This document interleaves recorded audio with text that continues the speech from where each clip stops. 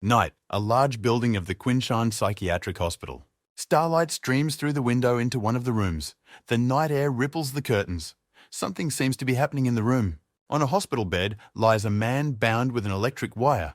Contrary to the situation, his face is calm and serene, with a slight smile. Another guy with long white hair and a joyful gleam in his eyes is holding two ends of a wire. He's going to plug the two ends of the wire into an outlet to fry the wire-bound man.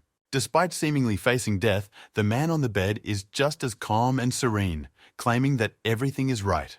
The moment the wires are plugged in, a sound is heard. A guy with white hair sits next to the outlet wearing a hospital shirt and pants. Doctors take a guy with black hair to the hospital. The guy has significant injuries, his hair is disheveled, his skin is burned. Following the doctors carrying the patient into the ambulance is a figure with white hair. He asks to take him along, saying his sick friend can't last without him. After that, he begins to pretend to be a doctor, takes the stretcher with the patient in his hands, and begins to give orders to the orderlies. The doctor can't stand it and tells the orderlies to pick up the second patient too. Checking in at the hospital won't hurt him. Overhead, watching this whole scene from his office, is a figure in a suit. The head of the clinic, Shi Hao. He begins to remember all of his patients. One of them considers himself an astronomer who proved that the Earth is actually shaped like a cube. Another considers himself a doctor who has invented a remedy that allows men to get pregnant. The head of the psychiatric hospital reflects that although all these people are sick, at least they have a decent profession. But there are two people who stand out even among the mental hospital patients. The electric shock was so strong that it left a distinctive burn on the bed. Inside the ambulance, the procedures continue. Jean wants to stick a needle in his comrade's head. Thoth responds extremely calmly with the same slight smile, stating that it's very clear in his mind. John states that the reason for this is his acupuncture technique. But the one with the needle in his head starts talking about a certain circle he sees that welcomes him into the system. The morning on Taishan Mountain was also turbulent.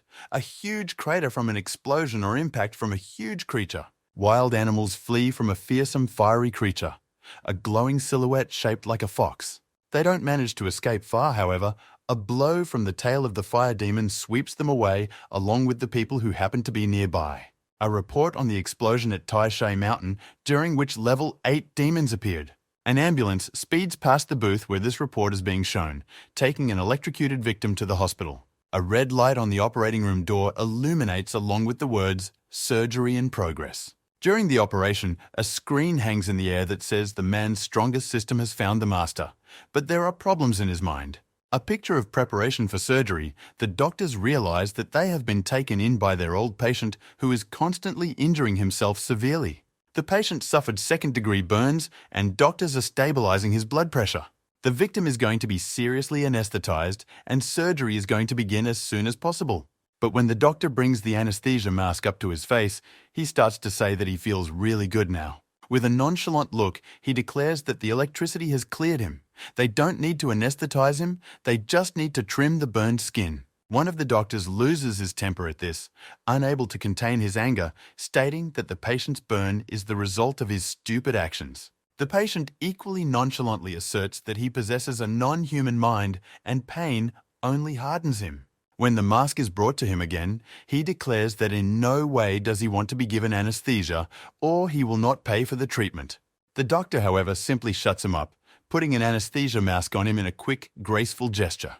The boy says he will resist the anesthesia with the power of his mind, but soon falls asleep. Images from the patient's childhood. Lin Fan, at the age of 10, he hits himself on the head with a hammer, claiming his head is made of steel. His mother, shocked beyond belief, drops the phone from her hands and jumps up on the spot, her hair standing up. After another attempt by the boy to mutilate himself, she shows him to the doctors and reads a long report on his condition. At this time, Fan pulls his mother's dress and asks her to throw him down from the 15th floor to open the 2 vital points in his stomach. The report includes the phrase that her son is not a danger to others, but is prone to self-harm. Lin Fan is placed in a psychiatric hospital in a VIP room, despite his claims that he is healthy. Nowadays, in Lin Fan's room after the operation, John is eating a banana. He tosses a banana peel into a trash can while his companion lies on the bed and stares blankly into the void. Lin Fan says he is getting better and asks for another acupuncture session. John happily agrees, stating that he is learning a new acupuncture technique. At this time, the orderly in the ward is engrossed in the phone and does not notice what is happening. John, clasping the needles between his fingers, declares that he has mastered a new acupuncture technique. Universe level. He diligently starts sticking needles into his wardmate's arm, blood spurting from the puncture sites. Afterward, with genuine childlike interest, he asks Fan how he's feeling. He claims to hear some voices in his head. This makes Jean very happy. He is sure they came about by using a technique from the acupuncture manual. John asks what those voices said to Fan, who begins to answer. But before he can speak and passes out, the appliances next to his bed start beeping. Hearing the instruments beeping, an orderly runs to the bed. He realizes that the patient's condition has worsened and, in desperation, calls the doctor. Paramedics rush into the room. They are about to take Fan to the emergency room. His arm is in needles and his heart is beating very fast. One of them, seeing the criticality of the situation, shouts for the chief physician to be called. In the operating room, a screen with a circle over the guy's body appears again, and it says that Fang has gotten the strongest martial arts guidance. At this time, the chief physician, exhausted by the night duty, his soul almost leaves his body. The doctor declares that he is very tired, his face looking very shrunken. He says he is very sleepy. Instead of his eyes, we see 2 dark spots.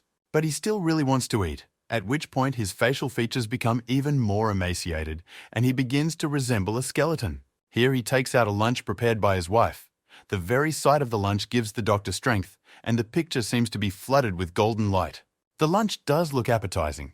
In the eyes of the hungry doctor, it seems to be bathed in a golden glow.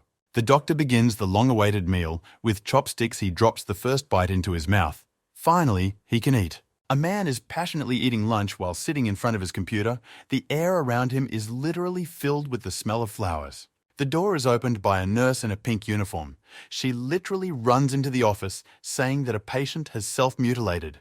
The doctor's face freezes in bewilderment for a second, still holding his lunch sticks. In anger, he throws his long-awaited lunch on the floor, resentful that he has to work again after a long shift.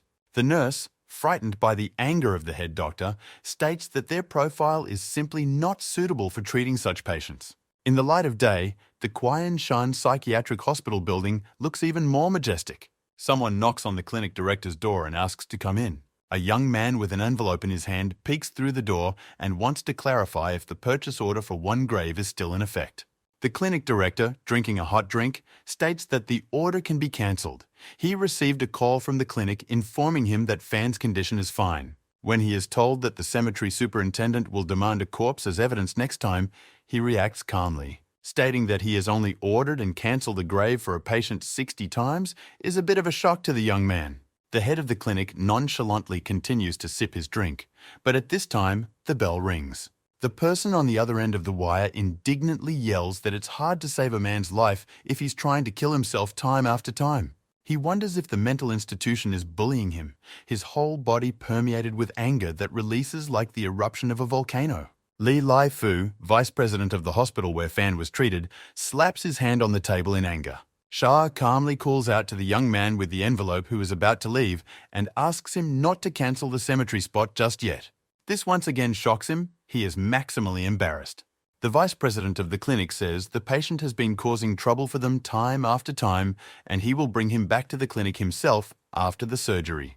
He doesn't agree to look after the patient yet, claiming he's a danger to other patients. In anger, he even says he'll tell him to cut the guy up into pieces and bring him back to the clinic in that form if he's not taken back in one piece. He taps the table once more, showing that the patient has pushed him to the limit and he is willing to do anything to get rid of him, even violating medical ethics. Ending the conversation, he throws the telephone receiver on the table, indignant at the manner of dialogue of the head of the psychiatric clinic.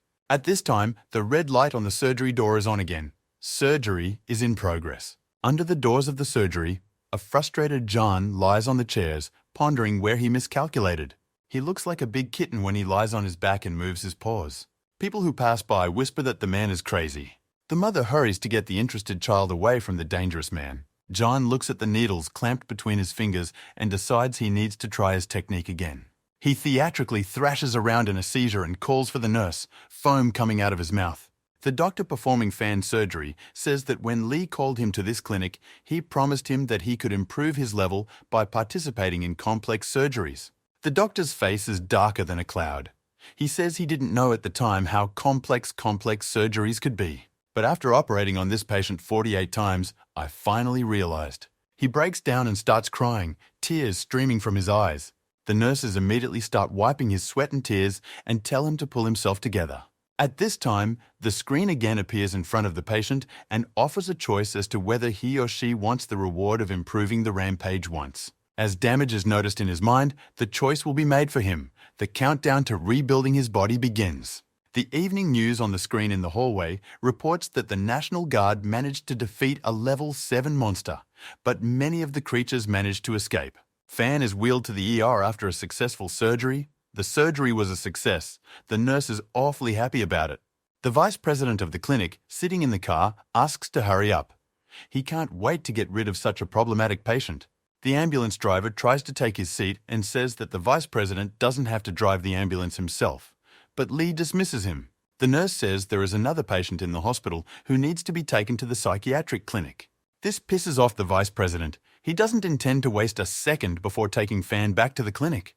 The nurse catches up with the ambulance and hands over the mask of Dr. Wang, the doctor who did Fan's surgery. Lee looks at the mask in horror and sees that there are words written there in blood. On the blood-stained mask, the words, "I'm out of here," are written in blood. The head of the mental hospital brought his hands together in a gesture of prayer. He asks Buddha for a favor, to keep the most troubled patient from returning to the clinic. But a second later, a braking ambulance squeaks by the clinic gate, which somewhat shakes Mr. Shi's faith in Buddha. An orderly rolls out a stretcher with the operated Fan. At this time, the head of the psychiatric clinic approaches the car, his look full of friendliness, followed by 2 orderlies running after him. Lee looks at Mr. Shi warily. He can't wait to get rid of Fan and Jenny. Shi says with a smile, portraying the usual concern for the patient's health, that he's afraid Fan's wounds will open up again. He reminisces about their friendship with Lee and, still smiling, asks for help. The vice president of the clinic grows gloomy. He realizes what his friend's request will be and that it does not bode well for him. When Mr. Shi asks to hold Fan in the clinic some more and observe him, Lee's face turns grey and a shiver runs through it. The next second he falls to his knees with a loud sound. With open mouths and bulging eyes, 2 terrified orderlies watch. Kneeling down, Vice President Lee begins his speech, leaves whizzing past, emphasizing his determination. He asks his friend not to ruin his hospital. Because of these 2 patients, the best doctor of his clinic had a nervous breakdown. Mr. Shea realizes that with his gesture, Lee has ruined his entire plan to press their friendship with Lee and keep the dangerous patients away for a while longer. Lee continues his theatrics. He claps Shea on the shoulder and calls him brother. Before Shea can even remember, he puts his other hand on his shoulder and tells him that if he doesn't say anything, he'll consider it consent. Toth doesn't have time to find an answer for Lee, just stands there with his mouth open as the vice president delivers the end of his tirade. Before anyone can remember, Lee jumps into the ambulance and drives off. He yells that he doesn't need the stretcher and can keep it. Still shocked by what was said, Mr. Shea and the 2 orderlies stand next to the stretcher and watch the ambulance drive away. Lee hurries away from such dangerous patients, turns sharply, and shouts words of farewell from the car. Shaw is still silent, the orderlies behind his back still in shock at what happened and waiting apprehensively for the head of the clinic to react. Finally, Shea sighs heavily. He realizes that his plan has failed and he will have to take care of 2 particularly dangerous patients again. He shows concern for Fan, touches the stretcher with his hand and asks him if he is feeling well. Fan says he feels just fine, which can't be said for the shocked paramedics. John cheerfully says that he feels great too.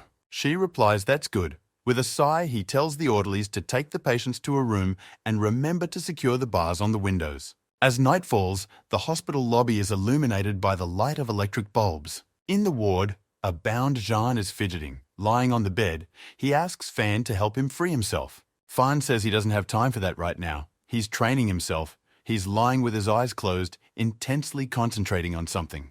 Opening his eyes, he claims that in his head a crazy girl is teaching him fighting techniques and also that she uttered, "The body enhancement is complete." He could now feel the hot air moving inside his body and that it felt quite nice. His friend is very happy about this. He's sure it's because of their training with Fan that has made the change. A neighbor on the ward confirms his words, saying that the universe-level acupuncture technique and the electricity guide produced results. The friends are happy. They decide to continue practicing. At this time, Mr. Shea, accompanied by 2 orderlies, is watching from the corridor. Mr. Shea looks out the window of the room and notices that the patients are not screaming or pranking this time. The orderlies agree with him, but you can tell by their excitement that something is not right. To themselves, they rejoice that the head of the clinic did not find out that the patients had stolen a hammer somewhere in the hospital. Without learning about the hammer, Mr. Shea, satisfied, leaves, hoping that at least this time everything will go quietly. But not all hopes are destined to come true. The full moon hung in the sky over the city, starlight illuminating the streets and houses. A woman in pink walks leisurely down the moonlit and starlit street. Despite the late hour, she takes her time as she is busy with her phone and doesn't notice the ominous shadow looming over her. The girl only turns around when she hears a loud growling sound. For another second, she doesn't realize what's happening. Her face pales in horror as she sees the creature casting such a terrifying shadow. My hands stop obeying. The phone falls out of my fear-paralyzed hands. A moment later, there is the sound of snarling and 2 rows of the monster's sharp teeth flash. The phone lying on the ground is stained with the blood of an unfortunate woman. She has fallen victim to the cursed creature. John and Fan's room, morning light streaming through the windows of the room, John snoring peacefully. His friend frees himself with his emerging powers, gets rid of the straitjacket. We see that his body has been transformed, with no burn marks or other injuries. Fang wakes up John and releases him from his straitjacket as he had requested earlier. A friend marvels at Fan's transformed body and thinks it's because of their constant workouts. Behind the scenes, the blue circle is unhappy that his efforts are being credited to John with Fan. He claims to have trained Fan alone. In a hospital corridor, a worker is concentrating on fixing electrical wiring. Suddenly, a dark shadow looms over him too. Will he also fall victim to the monster? Shivering, the electrician recalls the dark rumors about the hospital, thinking he will fall victim to a ghost, while a mysterious white hand reaches out to him. A hand, with a clap, comes down on the electrician's shoulder. From surprise, he begins to scream. Jean removes his hand and greets the startled electrician as if nothing had happened. He literally radiates goodwill. The electrician calms down somewhat, realizing that what has disturbed him is made up of flesh and blood, but is still frightened. The man is so much like a ghost.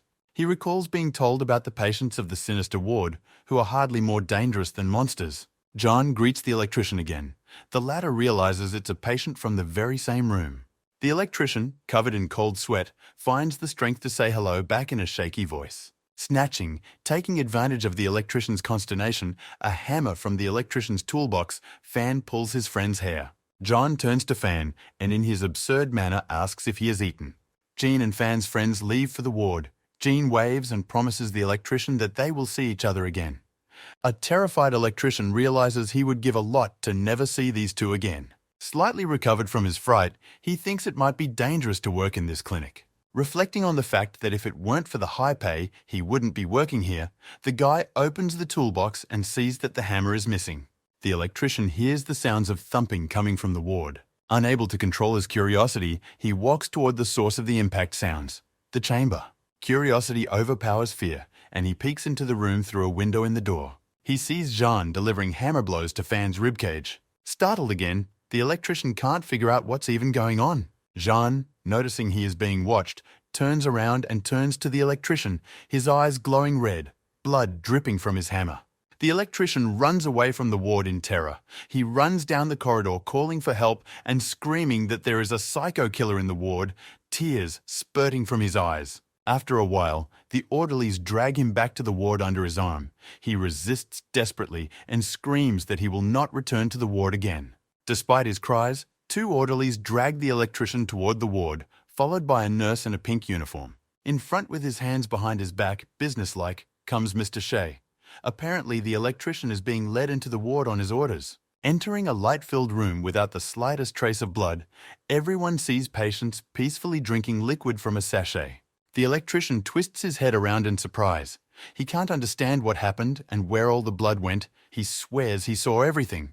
In response to Shi's question, Fang states that he drinks Coke and John, that he drinks rum. The label on the package reads, soy milk. Shah sighs heavily again. Another trouble from John and Fan. He seems to realize something is amiss. Turning around to the electrician, he places a hand on his shoulder with absolute calmness and his easy smile, telling him that the man was just imagining things. The victim turns to Shay and says he doesn't like the job anymore and doesn't need to call even if he gets paid more. But the thirst for money overcomes fear, and he agrees to think if paid double, he also asks for his hammer back. Shay, turning to the patients, angrily demands the hammer back to the electrician. John waves his hand, showing that he didn't take the hammer. Fang waves his hand, showing that he doesn't have the hammer in his hands. However, the head of the clinic manages to get Fan to retrieve the hidden hammer. Shay reaches out to the patient and kindly asks him to hand over the hammer. Fang, holding the hammer, however, has no intention of giving it away for nothing. He tells Shu to go over and pick up the hammer, while John continues to twirl from side to side. The head of the clinic, however, realizes that getting so close to such an unpredictable patient with a hammer is dangerous. He orders Fan to throw the hammer at him. For a few minutes they argue, watched anxiously by the orderlies, the nurse and the electrician. The figures of the head of the clinic and Fan freeze in front of each other, neither willing to make concessions. Shay remembers that it's his birthday tomorrow, and he doesn't want it to be his funeral instead. However, gathering his will in his fist, he agrees to approach Fan and retrieve the hammer. The hospital staff behind Shay's back are amazed at his bravery. The head of the clinic's heart is pounding frantically as he approaches Fan. At the sound of his heartbeat, he reaches out a trembling hand for the hammer. Nothing bad happens. The patient lets the hammer be taken away. The nurse applauds Shay, admiring his bravery and utters praises. The orderlies are also happy that Shay is alive and admire what he did. The hero of the day holds out a hammer to the electrician and declares that it's just a minor problem. The electrician looks at Shay in surprise and sees that taking the hammer from Fan was not so easy for him. Streams of sweat run down the head's face, which he hastily wipes away with a handkerchief. On the TV at the clinic, the evening news is on, and a young girl is talking about a horrible monster that the government is going to ostracize. A grey-haired patient at the clinic claims the TV hostess is his wife. The other man sitting next to him confidently claims it's his daughter. The grey-haired patient puts two and two together and says the other patient is his father-in-law. They hug each other in a kindred way and begin to cry, happy that they have finally found each other. Jean points at the TV hostess and asks Fan if he knows her. Fan says she's that girl of his, obviously referring to the girl in his head. The father-in-law and son-in-law understand this phrase somewhat wrongly and are shocked to hear it. John's face and the hand raised to his chin also express doubt. A young girl undergoes a strength level test. The test shows that her strength level is 2, and she can't wait to go after a dog-type monster. Xian Yin was confident that together, 4 people with second-level strength would easily defeat the creature. The young men agree with Xiang Yin and want to go hunting quickly. The guy with the long hair declares that by defeating the monster, they will be able to show their potential. The elite students from the 4th school go on a monster hunt. John and Fan are sitting on chairs listening to the evening news. The anchorwoman says the date is Saturday, February 29th. John is surprised how it can be February 29th now. He looks at the clock which shows March 7th. Fang says John's watch is lagging behind, but the latter says it's a luxury watch that costs 100 million yuan. A patient with glasses approaches them. He wants to examine the watch. After examining the watch with a magnifying glass, he claims that everything is in order and just needs some corrections. The watch will last for the rest of the buyer's life. He guarantees it. Licking his finger, the watch salesman declares that the customer has spent 1 million yuan in his shop and he will do the repair for free. He wipes the old date off the watch with his finger and writes the new date with a marker, after which he tells Jean to check the master's work. The hand shows a painted watch with Rolex written on it and the correct date. In the chamber, John says the seller tricked him and it's a fake watch, otherwise it wouldn't have broken so quickly. Fan takes the soy milk and offers his friend a drink of Coke. His friend takes the milk, thanks Fan, and calms down somewhat. Jolly Jean drinks milk and says cold Sprite is better. Fang states that the girl in his head is talking again. Continuing to drink milk, John asks what she is saying. Fan starts to tell. Before he can finish his sentence, time stands still. The screen informs Fan that to stop this, he needs to complete the mission. To complete the mission, you need to help the founder's heir stop being bullied at school. The room is all in pink colors. There is a plush toy on the bed. Everything sparkles with cleanliness. Fang discovers another person in the body in this room and can't figure out where he's gotten to. He looks in a nice big mirror at his new appearance and decides he has been transported into a girl's body, but quickly realizes he was wrong. At dinner, Fang behaves strangely. The mother of the man into whose body he was transported realizes that something is wrong with her son. Her suspicions are only heightened when Fan drinks a bowl of soup in a volley and praises it. For the first time in a long time, Fang finds himself in the outside world and walks to a stop. He is amazed at the silence after the screams of the mental hospital. Chen Yang's mother tells him to go to school. and since Fang is now in his body, he gets on the bus and goes to school. From his seat, he sees a little girl enter the bus. She gets next to the seated fan and tries to reach the top handrail, but is unable to do so due to her small stature. Fan gives her a seat, and the girl thanks him profusely for it. At this time, a guy with purple hair and an ear piercing enters the bus. The guy turns out to be John Hao, Chen Yong's classmate. He is surprised when he sees him on the bus. He approaches Fan in Chen Yong's body and indignantly asks why he didn't take his seat. Fan remains unfazed as his classmate takes him by the chin and repeats his question. Seeing that there was no reaction, John asks if Fang wants to be beaten and slaps him lightly across the face. The school bully recalls how Chen used to react to pain when he and his classmates beat him up. He waves his hand in front of Fan's face, hoping to elicit some sort of reaction, but he doesn't even blink. This causes a slight stupor for Zhang. He realizes that something is not right with Chen today.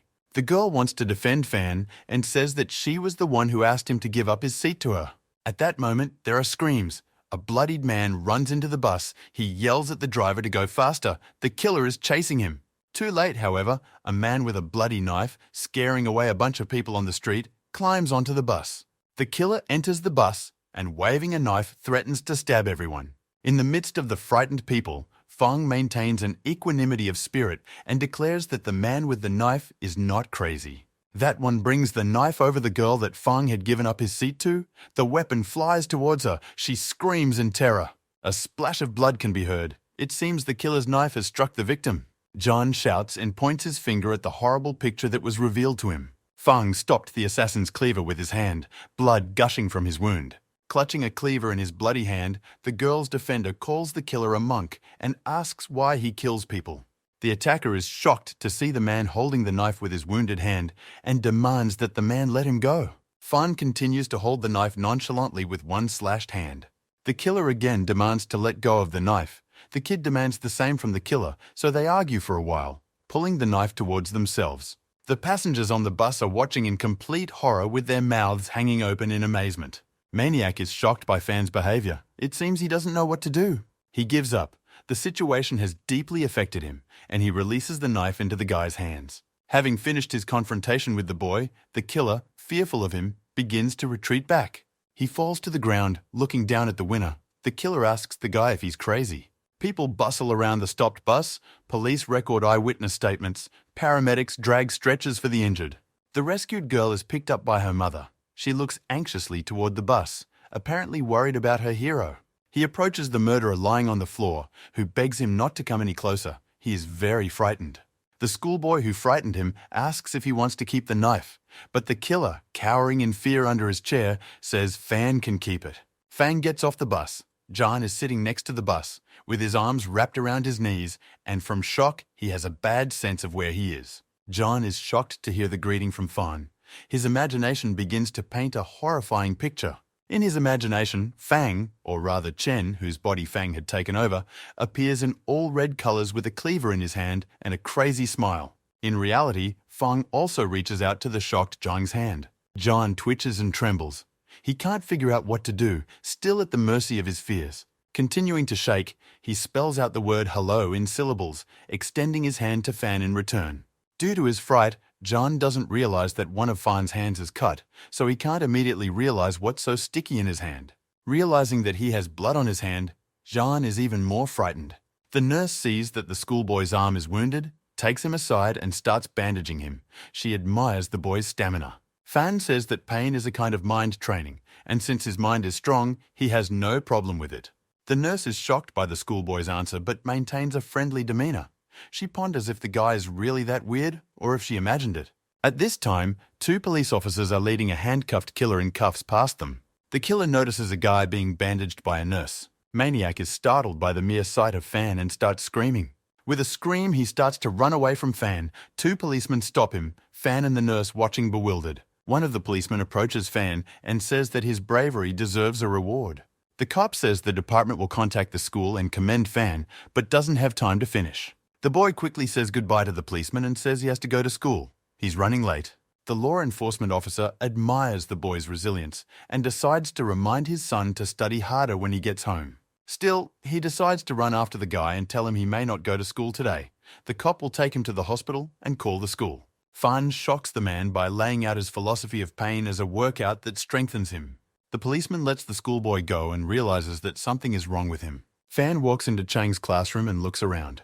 The classroom is practically empty. Most of the seats are vacant. He can sit wherever he wants. Fan finds a seat, pulls back a chair and sits down, no one paying attention to him yet. At the sound of the schoolchildren talking, the boy lies down on the desk and indulges in reminiscences. Fan's mother asks if her son can go to school like a normal child his age. The doctor replies that normal children go to school and her son is mentally ill. The same one sits like a puppet on the couch and watches the dialogue. A mother is very upset that her child cannot attend school. A pen is jammed into Fan's hand, snapping him out of a world of hard-scrabble memories. Chang's classmate says he crossed the line on the desk and deserved to be punished. She says she warned him that if he crosses the line, she'll hit him, and expects Chang to react to the blow in some way. He imagines how the object of her bullying must react, upset or even crying. The fang in Chang's body, however, has no reaction to the fact that he has a pen stuck in his hand. This puzzles the girl. The class's chief whiner continues to act like it means nothing to him. Annoyed by the lack of response, she decides to push harder. This amuses Fan, reminds him of the jokes that were played on him in the mental hospital. Even more surprised by Fan's words, the classmate continues to press on the pen, though traces of blood are visible on the pierced jacket. She doesn't understand how her classmate cannot react, because she is pushing as hard as she can. As soon as she removes the pen from the wound, blood spurts out and lands on the girl's face. A classmate is frightened and runs down the hallway, covered in tears and stained with blood. The guy with blue hair tells Zhang that the class's chief wimp scared his girlfriend. He tells him not to worry. He'll beat Sina, drag him to the bathroom after class. A frightened Zhang starts telling him to by no means do this. Chen is insane. Zhang's friend is puzzled. It's already clear from Chen that he's not normal. Just look at the way he dresses. Fang walks up to them and extends his hand to say hello as they love playing with Chen. His good-natured face shows no danger at all. Zhang's blue-haired friend decides that Chen must be crazy to think he can just walk up and say hello like that. Zhang, however, stands up and absolutely greets Chen in the friendliest possible way. Zhang's friend picks up on the fear in his behavior and can't figure out what's going on. The teacher comes into the classroom and sternly asks who has learned the poem. The students sit very quietly, for this teacher is famous for her nasty temper. Seeing that there are no takers, she decides to challenge Chen to tell a poem. The blue-haired man is sure that Chen is about to be publicly humiliated. Fan stands up and, without blinking an eye, apologizes for not learning the poem. The other students are shocked at his boldness. How could he say such a thing to a teacher from whom they themselves hide behind books? The teacher is about to start reprimanding the schoolboy, but meets his eyes and hesitates. She suddenly feels cold. She feels that there is something wrong with this student. Perhaps he is abnormal. Chen smilingly asks permission to sit down, his smile having a bad effect on the teacher. Unable to control herself, the teacher, correcting her glasses, allows the guy to sit back down. Fan thanks for the permission and sits back down. No one in the class can understand how their classmate got off so easily. After class, all the students are doing their own thing. A few students are sleeping right at their desks, some are chatting, some are reading a book. While Fan is squatting by the outlet looking at the key, a bully with blue hair walks up to him and asks what's wrong with him today. He wants to know what Chen did to his friend Zhang and the strict teacher. He puts his hand on his classmate's shoulder. Fang, however, does not react in any way. This infuriates the bully. He is becoming less and less aware of what is going on. In an effort to get answers from Chen, he takes him by the collar and starts to stir him up, but he continues to look at the key. Fang says that practicing with electricity will help them get stronger and wants to stick a wrench in the socket. A classmate continues to hold Chen by the collar and says that he must really be crazy to want to put a key in the socket. But Fan still plugs the key into the socket. Not the smartest thing to do and not worth repeating unless you're a psycho. The guy with the blue hair realizes too late that Chen's body is indeed the most real psycho in the world. He gets electrocuted. Under the influence of the current, he starts shaking and waving his arms. One of the classmates decides it's some kind of dance. He asks to be taught to dance and touches the back of the electrocuted man and becomes an element of the circuit himself. Seeing several people repeat the strange movements, 2 more high school students want to learn. After a while, the whole class joins in the electric dance. Fang pulls the key out of the socket and says that because the amperage is too weak, his training is ineffective. Turning around, he sees all of his classmates electrocuted. He decides that they are very tired because they have been studying for a long time and advises them not to sleep on the floor to avoid catching a cold. Since he needs to go to the bathroom, he just jumps over his classmates and walks out of the classroom. At this time, a math teacher walks into class with a cheerful gait and humming a tune. Today is his favorite trigonometry lesson. Excited, with a broad smile, he enters the classroom and greets the students. His books and drafting instruments fall from his hands to the ground with a clatter when he sees what's going on in the classroom. The room resembles a carnage. There is not a single living person. The teacher just stands there looking at it all with his mouth open. When he comes to his senses a little, he calls 911. He automatically starts speaking memorized text about trigonometric functions. Only then, when he realizes, he says that all the students are lying unconscious and gives the address. Fan watches the ambulances arrive to take the children to the hospital and ponders how this could have happened. As soon as he stepped away to use the restroom, all the students in the class fainted. Indeed, high school is a cruel place. In the schoolyard, the students discuss the strange incident with Chen's class and the fact that he is the only one who managed to stay out of the hospital. Fang, walking through the schoolyard, hears a woman's voice calling out to Chen from behind a tree. Remembering that he is now Chen, Fang walks over to the tree and asks if his name was called. Embarrassed, with flushed cheeks, the girl comes out from behind the tree. She has some business with Chen. Fang can't understand what they want him to do. These situations are unfamiliar to him. He asks if everything is okay, to which the girl replies that it's about her. She clutches an envelope with a heart behind her back. Someone's hand snatches the envelope from her hand in a swift motion. Mockingly, the guy with the earring in his ear starts asking if it's a love letter. Garanji's boyfriend is the local school bully. Accompanied by two henchmen, he proceeds to bully the schoolgirl, asking if the letter is for Chen. Ta asks the bullies to stop and return the love letter to her. Garanji mockingly raises the letter above his head. The girl tries to pick up the letter, but he is very tall. Her height is not enough even if she jumps up. Fang jumps up and, after describing an arc around Tang, takes the letter from him, leaving him utterly bewildered. The school bully in charge says he'll let Chen go if he reads the letter in front of everyone. Fan, with his usual directness, asks the girl if she wants her letter to be read in front of everyone. The girl waves her head. She is upset, tears flowing from her eyes. Fan declares that if the girl is against it, he won't read her letter in front of everyone. Garanji's fist hits the tree trunk above Fan's head with a loud sound. Hovering over Chen's body, he asks if he will read the letter. Fang is about to reply something, but is interrupted by the girl's shout. Fearing for her lover, she asks to read the letter so Chen won't be beaten. But Fan says the bullies can't beat him up, so there's no point in listening to them. This angers Garansu, who doesn't see Chen as a threat and thinks he and his henchmen can easily deal with him. One of the bullies insults Chen, and he's eager to teach the man a lesson for being too much. Fan mundanely strikes the tree trunk with his left hand where his opponent had previously struck. Fan's blow to the tree trunk causes a crack that literally breaks the trunk. Garen and his minions watch in amazement as the huge tree breaks and falls. The two students ran as fast as they could to call the teacher for help. Barely stopping, he is told that Garanji is again bullying Chen Yang at the school entrance.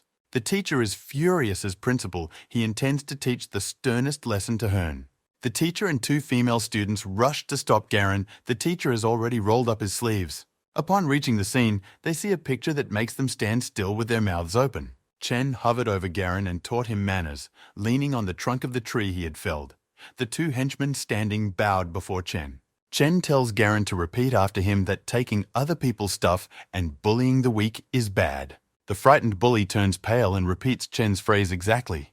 Then he tells Gareth to repeat that if he wants to read someone else's letter, he must ask the host for permission. A startled Garrett looks at the trunk of Chen's fallen tree and repeats this as well. Chen slaps his cheeks with the envelope and says that since he's too skinny, he needs to go home and eat. Scared to death and shaken, Garen Su agrees with Chen about everything. After Chen lets them go, Garen and his two henchmen quickly flee. The teacher asks the students who called him for help if he has understood everything correctly. When asked if perhaps it was Chen who was bullying Garen Z, the female students nod their heads sharply. Chen holds out the letter to the student who wrote it and asks her to take it back.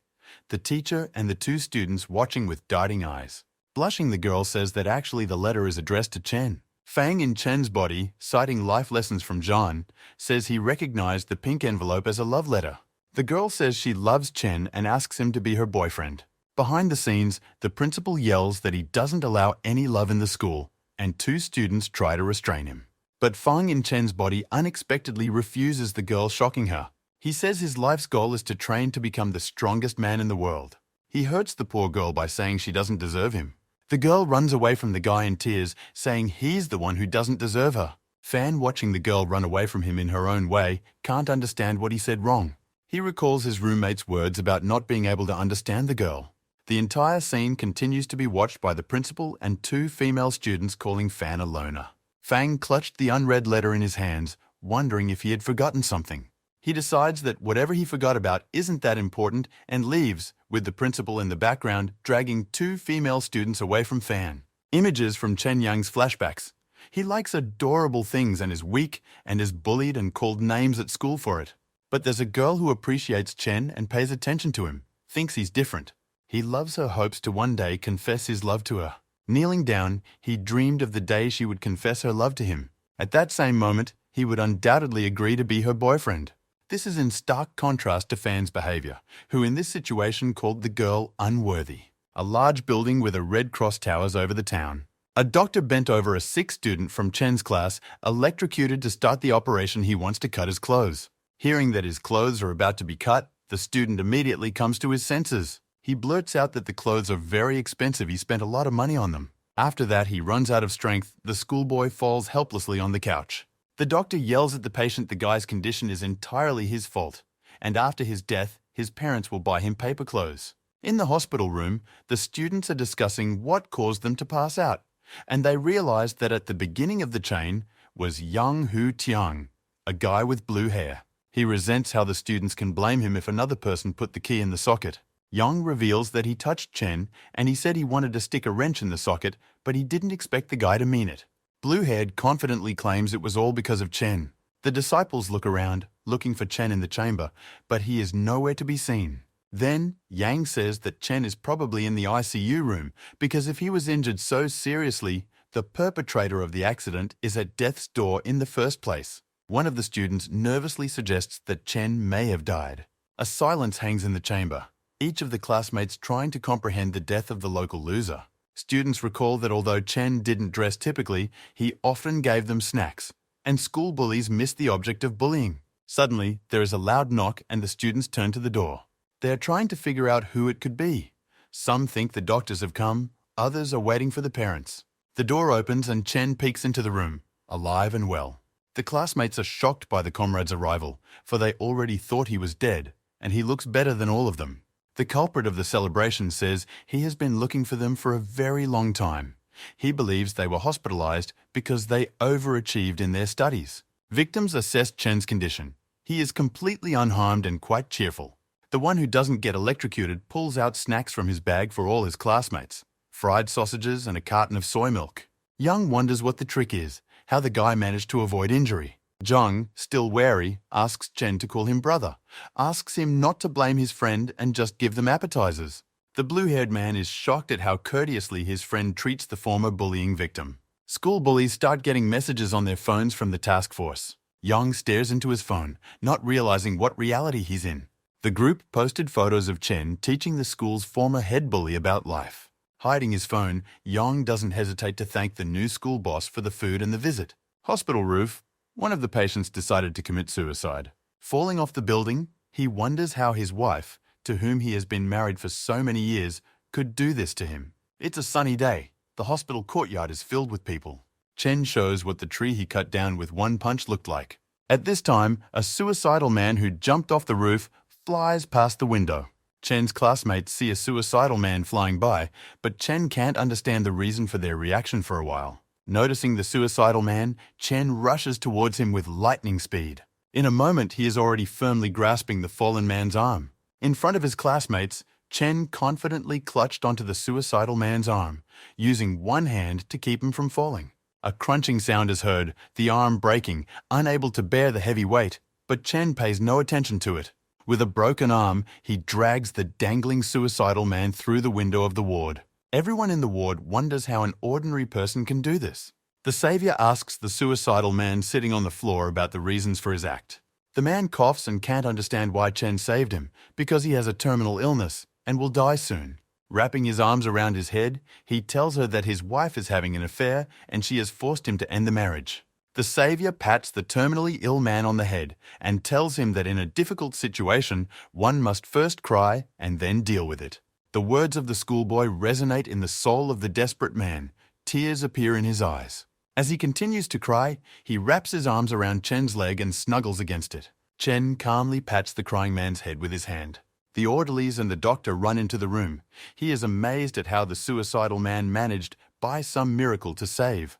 The doctor asks the hero of the story how he managed to do such a thing. At this time, the orderly is led away by the rescued Chen, who still continues to cry.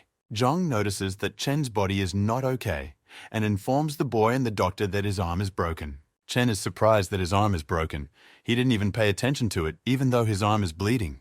The other children are amazed at Chen's stamina and don't understand how he can be so calm. Chen tells the doctor that he has nothing to worry about, he'll heal himself, and it's not worth wasting time on him. The doctor is very surprised by the guy's words, which means he's used to it, and how he's going to cure himself. Zhang and Yang call Chen their boss and write praise posts about him to the class group. Chen is being operated on. The light of the operating lamp. The boy says it's just a broken bone and no anesthesia is needed. Lying on the couch, he tells the doctors that the pain only strengthens his mind. He says he is familiar with the environment and it is friendly, as are the doctors.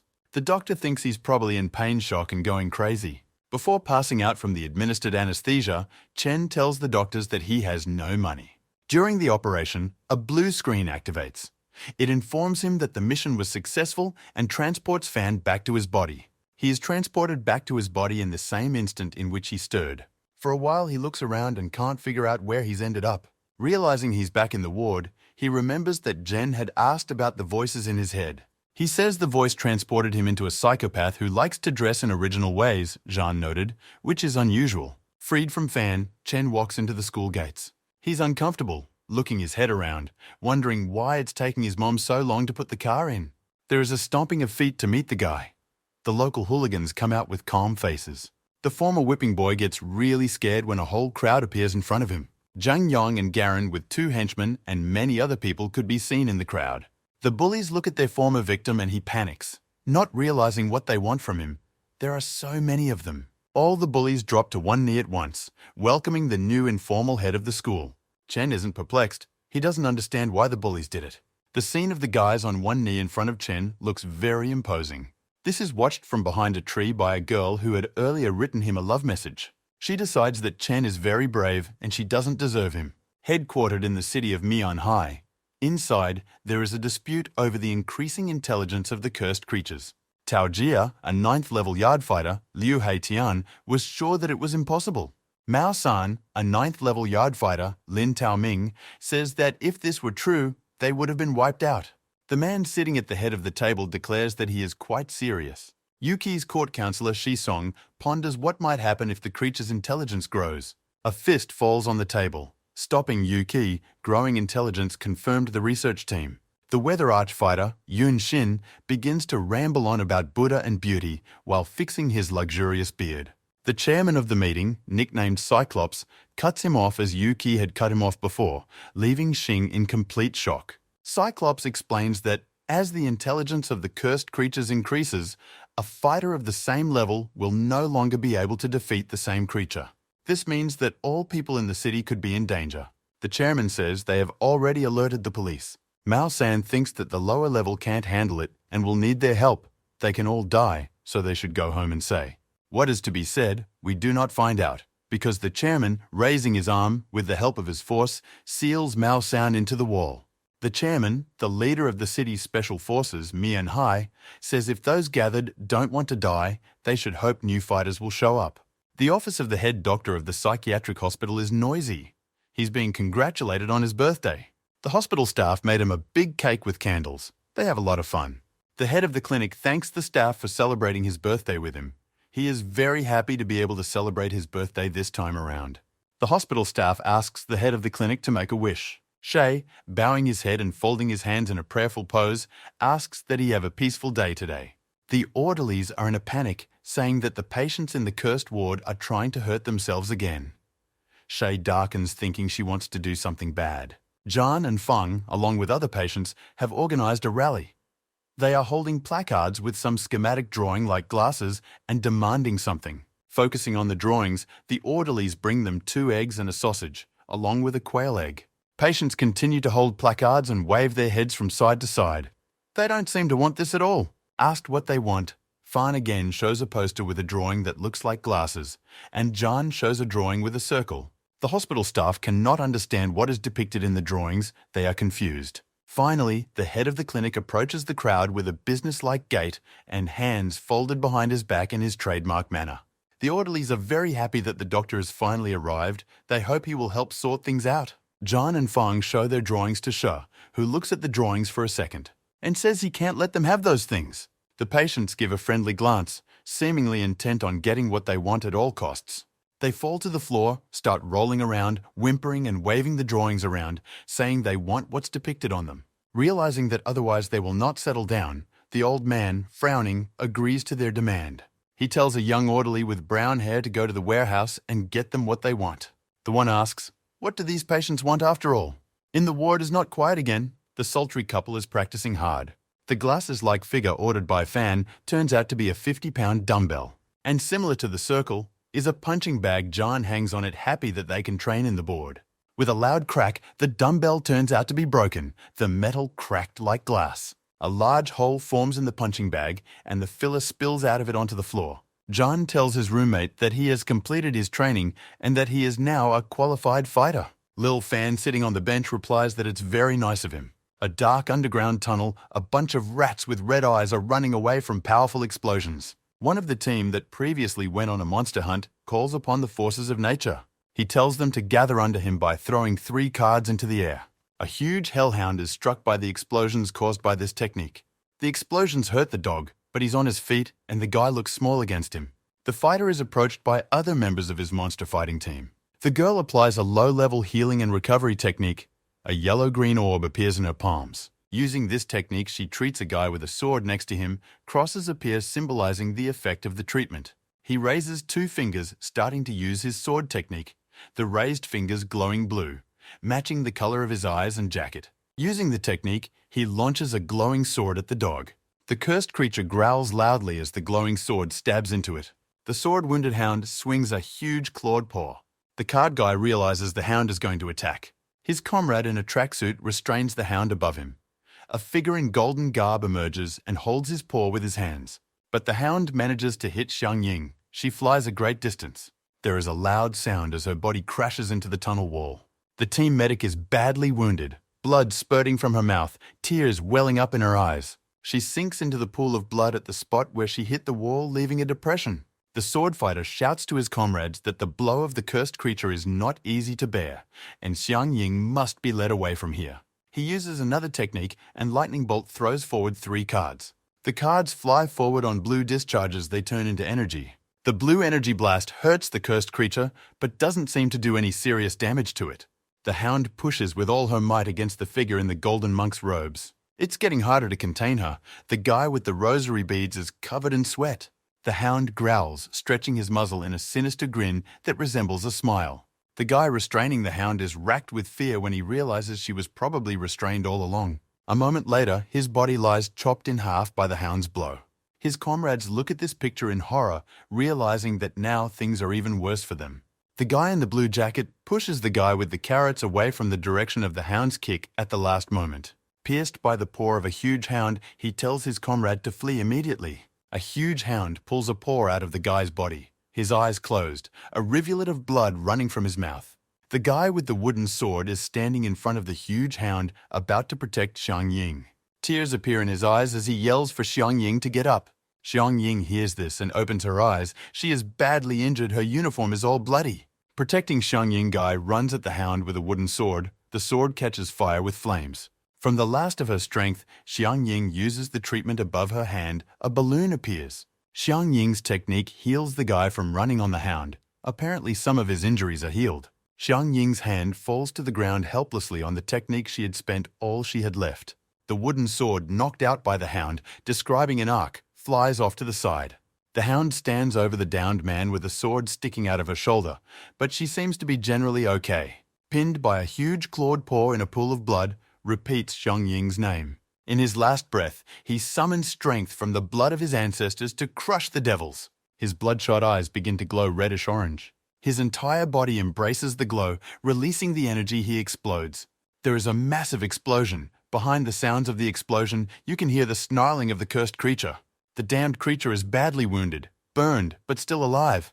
Tucking his tail, the exhausted hellhound leaves the scene of the battle. A sunny day in the courtyard of a psychiatric hospital with a merry laugh, one of the patients chasing butterflies.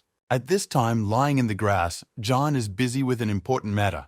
He counts the ants, coming to the logical conclusion that there are a lot of them. Fan sits nearby in a meditative pose, immersed in himself. The blue screen informs Fan that he has obtained the key training technique at the deadly level, and now his body can absorb the power of heaven and earth. He hears Jean's voice wanting to show him something. John shows Fan an ant and says that it seems to be sick. The white-haired man, holding an ant, notices that something is wrong with Fan. Fan's body is engulfed in blue flames. His face reddened with tension, the screen reports that key technique is a skill with tremendous power. The vortex can explode. The roommate, wanting to help Fan, who is flushed with tension, sticks a needle in his head. John applies the galactic transition acupuncture technique. Fan's entire head and shoulders are studded with needles. Fan's face blushes to the point of extreme redness when John sticks another needle into him. Finally, Fan can't stand it. A scream erupts from his chest, needles flying in different directions. John barely manages to dodge the flying needles. Falling, he hits the ground. Behind his back, a needle pokes a poor crying ant in the grass. The blue screen reports that the unlocked absolute vision technique that eliminates the possibility of explosion. Wiping his sweat, Fang says he practiced with the voice in his head. It was very uncomfortable, but John helped him. John, lying on the ground, listens attentively to what his comrade is saying. Quickly jumping up to Fan, John asks how he is feeling, if the galactic transition acupuncture technique helped. Fan smiles at John, saying he feels better. The acupuncture technique helped. Fang says he's got a problem. He's very hungry. His stomach is making strange noises. An ant researcher comes up with an idea. Fang is puzzled by what idea his friend has come up with. John, holding an ant with 2 fingers, offers to eat the poor insect. He says the ants are like crab sticks, he's eaten them before. A little sour, but quite edible. Fan is surprised by such unusual facts and wants to know if it is true. John shoves a squeaking ant into Fan's open mouth. The nurse calls everyone to gather in the dining room. It's lunchtime. Hearing the announcement, John throws the ant into the grass. He takes Fan to lunch, saying there are real crab sticks waiting for them. The patients are shocked by Fan's unprecedented appetite. He ate all their food. Jean tells them not to worry, Fan will throw up and he'll give them their food back. Some patients think that would be a good idea. Fan's nurse says he needs to eat less or he'll get a stomachache. The perpetually hungry patient, however, does not listen to her and continues to eat. The nurse calls for help to the baffled doctor standing nearby. Patient tells doctor he is still hungry. Doctor asks if Fan suffers from an eating disorder. Hungry Jean, with a crackle, takes a bite of the tablespoon. The doctor decides it could be an eating disorder while Fan crunches the rest of his spoon. The nurse stands nearby with her mouth hanging open in shock, holding a pile of trays from which all the food was eaten by Fang. A man from the Special Investigations Unit clicks his camera. He photographs a defeated fighter with a hound, wearing a blue jacket. The staff inspects the entire tunnel, one of them picking up what's left of the guy who exploded. Shin's body still left sitting against the wall. A figure with a cigarette in his teeth watches over the department, a blue ribbon.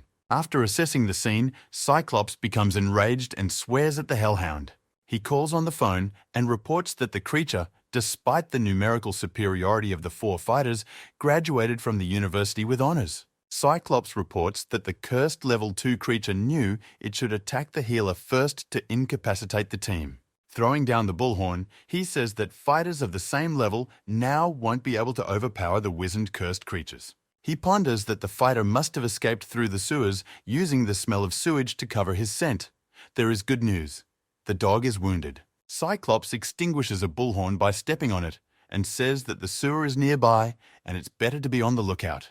After finishing the dialogue, he ends the phone call by pressing the red button on his cell phone. One-Eyed tells the employee standing nearby to tell the information center to raise the monster's danger level. A staff member with glasses takes notes behind the person in charge and says it will be done. He's embarrassed, but he has to relay the request of the families of the dog victims to the commander. The one putting his hand on the shoulder of the guy with the glasses says the remains will be given to the families. He asks to be told they did a good job and deserve their place. As he leaves, however, he adds that the fighters were just being a bit silly and stubborn. Raising his hand, he forbids the last sentence to be communicated to the relatives of the monster's victims. In the office of the head of the clinic, Shay slams his hand on the desk. He says he'll call a special unit to throw the dog out. Slamming the doors, an orderly bursts into the office. He delivers the bad news. Jean and Fang have rendered the cooks unconscious. For a second, the head sitting at the table trembles and clutches at his heart. However, he quickly falls into a familiar pattern and asks the orderly to tell him what happened. The orderlies drag the tireless eater from the table. The doctor tells him not to let him eat inedible food and that the patient needs to be examined. Fan is led out of the dining room under arms, one of the patients good-naturedly asking if Fan will return his food. With signs, the best friend shows Fan that he has an idea. He swings hard, sitting at the table preparing to hit his head on it. John starts banging his head against the table with loud noises, attracting the attention of the orderlies. There are shouts for help, call for paramedics. Some of the patients are cheering the performance. The doctor is frozen in bewilderment. The men leading the patient under the arms leave the patient unattended and run to the table, while everyone is panicking trying to stop Fan, who has safely forgotten to run away. On the run, he gives a thumbs up to his friend, thanking him for his help. Jean, who is being carried by two orderlies, gives a thumbs up in response, with bumps on his forehead, but helps his friend free himself. At that time, the kitchen is bustling with work, with cooks moving heavy pots of food. An ominous, shadowy voice looms over him, declaring that he is hungry. The two female chefs stare in horror at the source of the voice. Fan looks like a monster with his tongue sticking out and red eyes burning, and declares that he is hungry and wants human flesh. The women are shocked by what they see and realize it's a patient from that very room. They faint. The starving patient, who doesn't seem so scary from the outside, is trying to figure out what happened. The orderly finishes his story. The head doctor says the women should be given a raise of 300 yuan as compensation. Having somehow resolved the issue with the cooks, he begins to speculate on how Fan's hunger is so intense. The orderly replies that Dr. Wang is still checking on Fan in hopes of finding out. The head of the clinic asks to be informed when something about Fan's condition becomes clear. Night is falling on the city, full moon shining brightly with stars. There is a sewer manhole next to the hospital near the dumpsters. The creature that crawled out of the open trash can realizes that it is badly injured and needs to heal and eat. Hellhound decides to let a kind man take care of her. Growling, she undergoes a huge transformation, puffs of dust kicking up around her. The hound turns into a cute dog. Fellow cursed beasts informed her that people like cute creatures like the one she turned into. Thinking that seeing a wounded dog people will not be able to resist the pestle is practicing saying hello to them. A wobbly hound in the body of a cute little dog goes to meet stupid people. The dog casts a shadow on the pavement in the shape of a large hound with red eyes. In Jean and Fan's room, flies buzz around the lamps. John tells Fan that his watch is broken again, showing February 29th, but the nurse tells him it's March 2nd. He needs to go to the store and get it fixed, but since the warranty has expired, he needs money to get the watch fixed for free, money Fan and John don't have. John says he heard that there's a lot of money to be made by kidnapping. Fan wonders who his friend can kidnap in the hospital. He wants to kidnap Fan, but wonders who will give him money for a patient of the mental hospital. He remembers that the comrade must have a girlfriend. He'll pretend to kidnap Fan, and when she fixes his watch, he'll let her go. John is very happy with his plan, but his roommate declares that he doesn't have a girlfriend.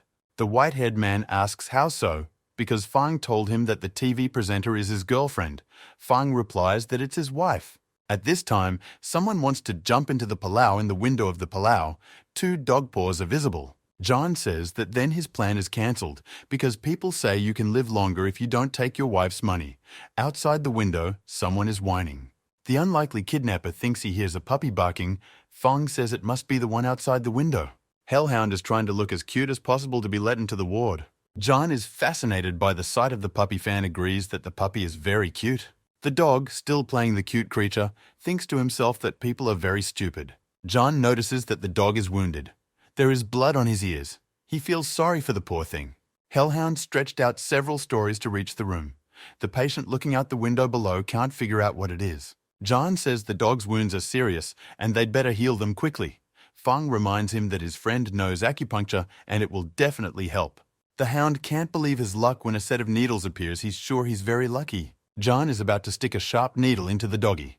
Fang sits nearby and watches. The doggy's face stops being kind when he's not seen. He thinks he will eat his rescuers after they cure him. A needle stabs him in the head and blood spurts from the wound. The dog is shivering on the bed. Jean asks, puzzled, if that means he's getting better. Fang replies that he probably should be. The demon doesn't understand why he's paralyzed. He continues to shiver when John says he'll put more needles in. The paralyzed dog only has to watch as the acupuncture master brings his hand over him with needles clamped between his fingers. The animal is thrown from hot to cold. He thinks he is dying. In desperation, he thinks it is a hallucination. Jean watches the needle-pointed, paralyzed dog lying on the bed with interest. From the stomach sitting on the bed next to him, Fan's stomach once again emitted strange sounds. His roommate notices this and asks Fan if he's hungry. Fang replies that he is hungry. His stomach is empty. His stomach keeps making the sounds of a dying whale. The blue screen tells the host that it has detected a creature with a huge reserve of energy that will last him for 3 days. The creature is right in front of him. Nearby, a hellhound in the form of a small dog lies there, still trembling from the many needles Jean stuck into it. Fang looks at the dog. He realizes he can eat it. The screen tells him that the creature is non-toxic and fit to eat, has a second level of energy, and even offers a few recipes. Fan's eyes glow ominously as he looks at the dog. He puts a hand to his stomach. Dog is trying to figure out what's going on, why Fang's face has changed. Fan tells the ward neighbor that the doggy is a very cute doggy. But John also changes in his face. A sinister glint appears in his eyes. Fan says that if a doggy is cute, it means it's delicious. John agrees with him. The dog is shocked at what he hears, his fur becoming frizzy. The infernal creature cannot understand the logic of his new acquaintances. To them, cute means delicious. The dog wonders if they are human at all. The dog stands up on his haunches, trembling, and thinks it's impossible. He doesn't understand how his friends could want to eat such a cute creature. John abruptly pulls the needles out of the doggy, giving him a discomforting sensation. He says he's stopping the acupuncture. They have no reason to save the animal. Fang says he trusts Jean, and since they have no way to save the dog, his friend finishes for him, saying they'll wait until the dog dies and cook. The dog realizes he's in the hands of some less than adequate people. Jean puts a hand on the dog's muzzle and tells him, "Rest in peace." In all seriousness, Jean begins to say goodbye to the dog, who is destined to leave the world of the living. Hellhound decides that humans are too arrogant and that no matter what, they will die. John is surprised to note that the dog is still alive, turning to Lin Fan. Fang looks at the dog carefully and says it doesn't matter. He points to the dog's wounds and says they are bleeding, so the animal will die soon. Jean says they'll just wait for him to die for as long as they need to, and then have dinner. The comrade asks Fan to leave him at least the doggy's hip. The hellhound begins to lose patience. His fangs protrude when Jean and Fan start discussing how delicious his meat will be. Finally, he decides he's been holding back long enough. With a growl, he turns into a huge hound. His new acquaintances only seem to be overjoyed by this transformation, Jean shouting with delight. Hellhound threatens to tear the pathetic humans to shreds for mistreating him when he was so cute. The reason for Jean's delight is that he is sure that now he and his neighbor have enough meat for two. The hound lunges at Jean, opening its huge maw, threatening to swallow the acupuncture specialist whole. Fan stops the dog from doing so with a swift movement, grabbing it by the fang. For a few moments, the hound doesn't realize what's going on. Fan, holding his hands over his two fangs, throws the hound against the floor of the chamber. Continuing to hold onto his fang with one hand, he tells the cursed creature that such a big dog should know that biting people is bad. The hound, lying on the floor, can't understand the situation, how an ordinary person could do such a thing. Hellhound decides to attack again. He's already thinking about biting the stupid man's arm off. The hound's huge teeth are about to bite through the hand of the man who still holds the dog's fang. But Fan's arm proves to be unexpectedly strong, the infernal creature unable to damage it. John wants to touch the hound's soft fur and asks his friend to let him. Fang says the hound now doesn't bite and can be stroked. Jean is very happy about that. The thought of some hairy man stroking him makes the hound furious. But Fang holds the hound tightly, and John walks over to the dog and strokes it as it wriggles. For a second-level cursed creature, it's very humiliating. With one hand holding the hound, Fan swings the other arm and sharply strikes the teeth of the monster. A loud sound is heard, the entire body of the hound swaying. With a crack, two broken fangs flew out of the hellhound's mouth. Fang says he warned the creature that it was bad for him to bite people. He warns the hound not to show aggression towards his friend. John is glad that with his teeth knocked out, the doggy has become very obedient. He spreads his arms wide and hugs the big dog. The hound thinks she's facing a very high-level fighter. The dog lying on the floor realizes that Fang is extremely dangerous. John continues to squeeze the dog with soft hair. Fang is not happy that the dog is not dead yet because Fang is very hungry. That's when John became interested in the fluffy tail of the big dog. He asks his friend to wag his tail. Fang says that the dog has learned to behave and will wag his tail for his friends. The hound thinks he will never wag his tail like domestic dogs who wag their tails for the pleasure of their owners. But before he can finish his thought, he's already wagging his tail from side to side. He thinks it doesn't count and is just showing respect to a strong fighter before getting rid of him. Burning with shame, he fantasizes about making people suffer twice as much as he does now. Najan is not satisfied. He wants to see the dog spin his tail like a propeller, not wag it from side to side. Mentally, the hound prays to ask to stop bullying. In desperation, she even considers suing people for violating the dog's rights. Fang, holding the hound by the fang, pulls it toward him with force. He easily slides the hound's huge head toward him. Patting the hound on the muzzle, the guy says that such a big dog should know how to wag his tail so it's cuter. He continues to pat the hound on the head, fans stroking, nearly causing the hound's skull to break through. In desperation, the hellhound decides to do what is asked of him. He actually starts twirling his tail. Jun marvels at the way the dog does it while the dog burns with shame as he stands up with his front paws on the bed. He strokes the dog again and says it's a wonderful dog.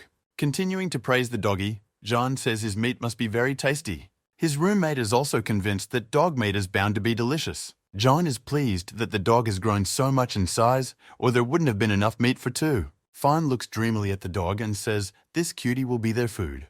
The hound listens in horror as the patients praise their future meal. Jean asks how they will cook the dog. He likes the dog meat roasted with chili sauce. A friend, on the other hand, says he likes the roast, but the woman in his head said it would taste better with plum wine. John notices that they don't have a fire to cook the dog, and after all, the head doctor said that meat should be eaten well cooked. Hellhound sighs in relief, hoping to escape death at least this way. Fawn looks up at the electric lights next to which flies continue to fly. He suggests to his friend to use the electricity to fry meat. For a while, John ponders Fawn's original idea, and turning to his comrade cheerfully says that the idea should work. When he helped a friend with electricity training, the meat smelled really good. Fan says the dog meat will also smell really good. The greying dog thinks he must be going to hell in a man's world. Fang holds the hound above his head and shocks of electricity run through it with a distinctive sound. This is a very dangerous way to roast meat and should not be done. Enjoying the sight of the hound being roasted, he declares that using electricity instead of fire is very cool. Another patient, looking at the flickering lights in the room of friends in a frenzy, decides that they are having a party and out of call. The electric shocks continue through the hound's body and smoke begins to emanate from it. John drools when he smells fried meat. Standing in current discharges that don't hurt him in the slightest, Fang declares that he's almost done. The hound in her thoughts curses at humans, calling them devils in the flesh. The mighty dog's paw is raised by the electric shocks and falls helplessly. The monster dies tortured by two patients of a clinic for the mentally ill. The symbolic picture shows the grave of a big dog over which his soul is going to heaven. The sparking wires disconnected from the hound and hung in the air. Jean, examining the body of the demonic creature, asks if it is well fried. The friend replies that he can check. The breast part of the dog carcass is cleaned of fur and skin. Surely real dogs should not be eaten. These are our friends. John and Fang happily inhaled the appetizing aroma coming from the dog's carcass. They are accepted to eat dog meat with great appetite. Someone is walking with a flashlight down the hospital corridor of a floor where the lights have gone out. The new nurse Liu Zhang can't understand what happened and what is the reason for the disappearance of the light. His co-workers advised him to check out a special room on this floor. Having no experience in this hospital, the nurse is perplexed as to what is so special about this ward. He looks inside. The light from the orderly's flashlight penetrates the room, dispelling the darkness. The orderly sees Fan and Chen next to the monster's huge head. A terrified orderly backs away, realizing that the patients are holding a severed head in their hands. In the darkness, flashing their eyes and still holding the dog's head, Fang and Zhan ask the attendant if he wants to join. In horror, the orderly falls to the floor, dropping the flashlight from his hands. He runs away from the room, screaming that patients eat human flesh, flashlight still lying on the floor. Hospital corridor ahead goes Mr. Shea, asking the orderly if he's sure of what he saw. A nurse being dragged under the arms of other orderlies says he definitely saw a head that was staring at him in horror. The head of the clinic asks if the switch has been fixed, and when he hears an affirmative answer, he turns on the light. Walking into the lighted room, Mr. Shea says it's basically clear. Lying on the beds, Fong and Zhan say hello to him in one voice. In a stern voice, he asks special patients what they do. When his eyes fall on an object that wasn't in the chamber before, he asks Fan and Chen what it is. Fang and Chen also unanimously reply that it's a dog hair rug. On the floor of the ward lies the poor dog's uneaten fur. She picks up the fur and examines it. The look of the fur reminds him of something. The head doctor can't figure out what a cursed beast's fur is doing in a hospital room. Shah, holding a scrap of fur in her hands, interrogates Fan and John about what they were doing. Those lying on the bed again reply to the head of the clinic that they were just sleeping. Shay asks incredulously, "Did they get out of bed?" Fang and John shake their heads, claiming that they were just sleeping and not aware of anything. The orderly doesn't come out from behind Shay's back, saying he definitely saw the head. The old doctor is starting to get angry. With red fire in his eyes, he asks Fan what's under the blanket. Fang throws back the blanket, showing there is nothing there, but there is a glow coming from under his clothes. Red-faced Shu covers his eyes with his hand and tells the patient that the glow is giving him away. Fong pretends not to understand how the flashlight ended up under his clothes. The head of the clinic demands that the patient give him the flashlight, and he complies. Turning off the flashlight meister, Shay sighs, thinking about something. After dealing with the flashlight, he wants to continue asking about the mech. But the patients pretend it's bedtime without letting the chapter continue the dialogue. Mitashi sighs heavily, thinking about the fact that he's not old yet. He's only 50 years old. But since he's been working at the hospital, he's gone grey. Finished with his heavy musings, he says goodnight, turns off the light, and leaves the room. The doors slam shut, and John and Fang are finally left alone in the chamber. After everyone has left, they stop pretending and get up. Fang wants to ask John something and turns to address him. John cautiously inquires, "Did Fan have enough dog meat?" Fan says he's full, but he has a question. He wants to know how he manages to hide the needles from the head of the clinic if Fan never manages to do so.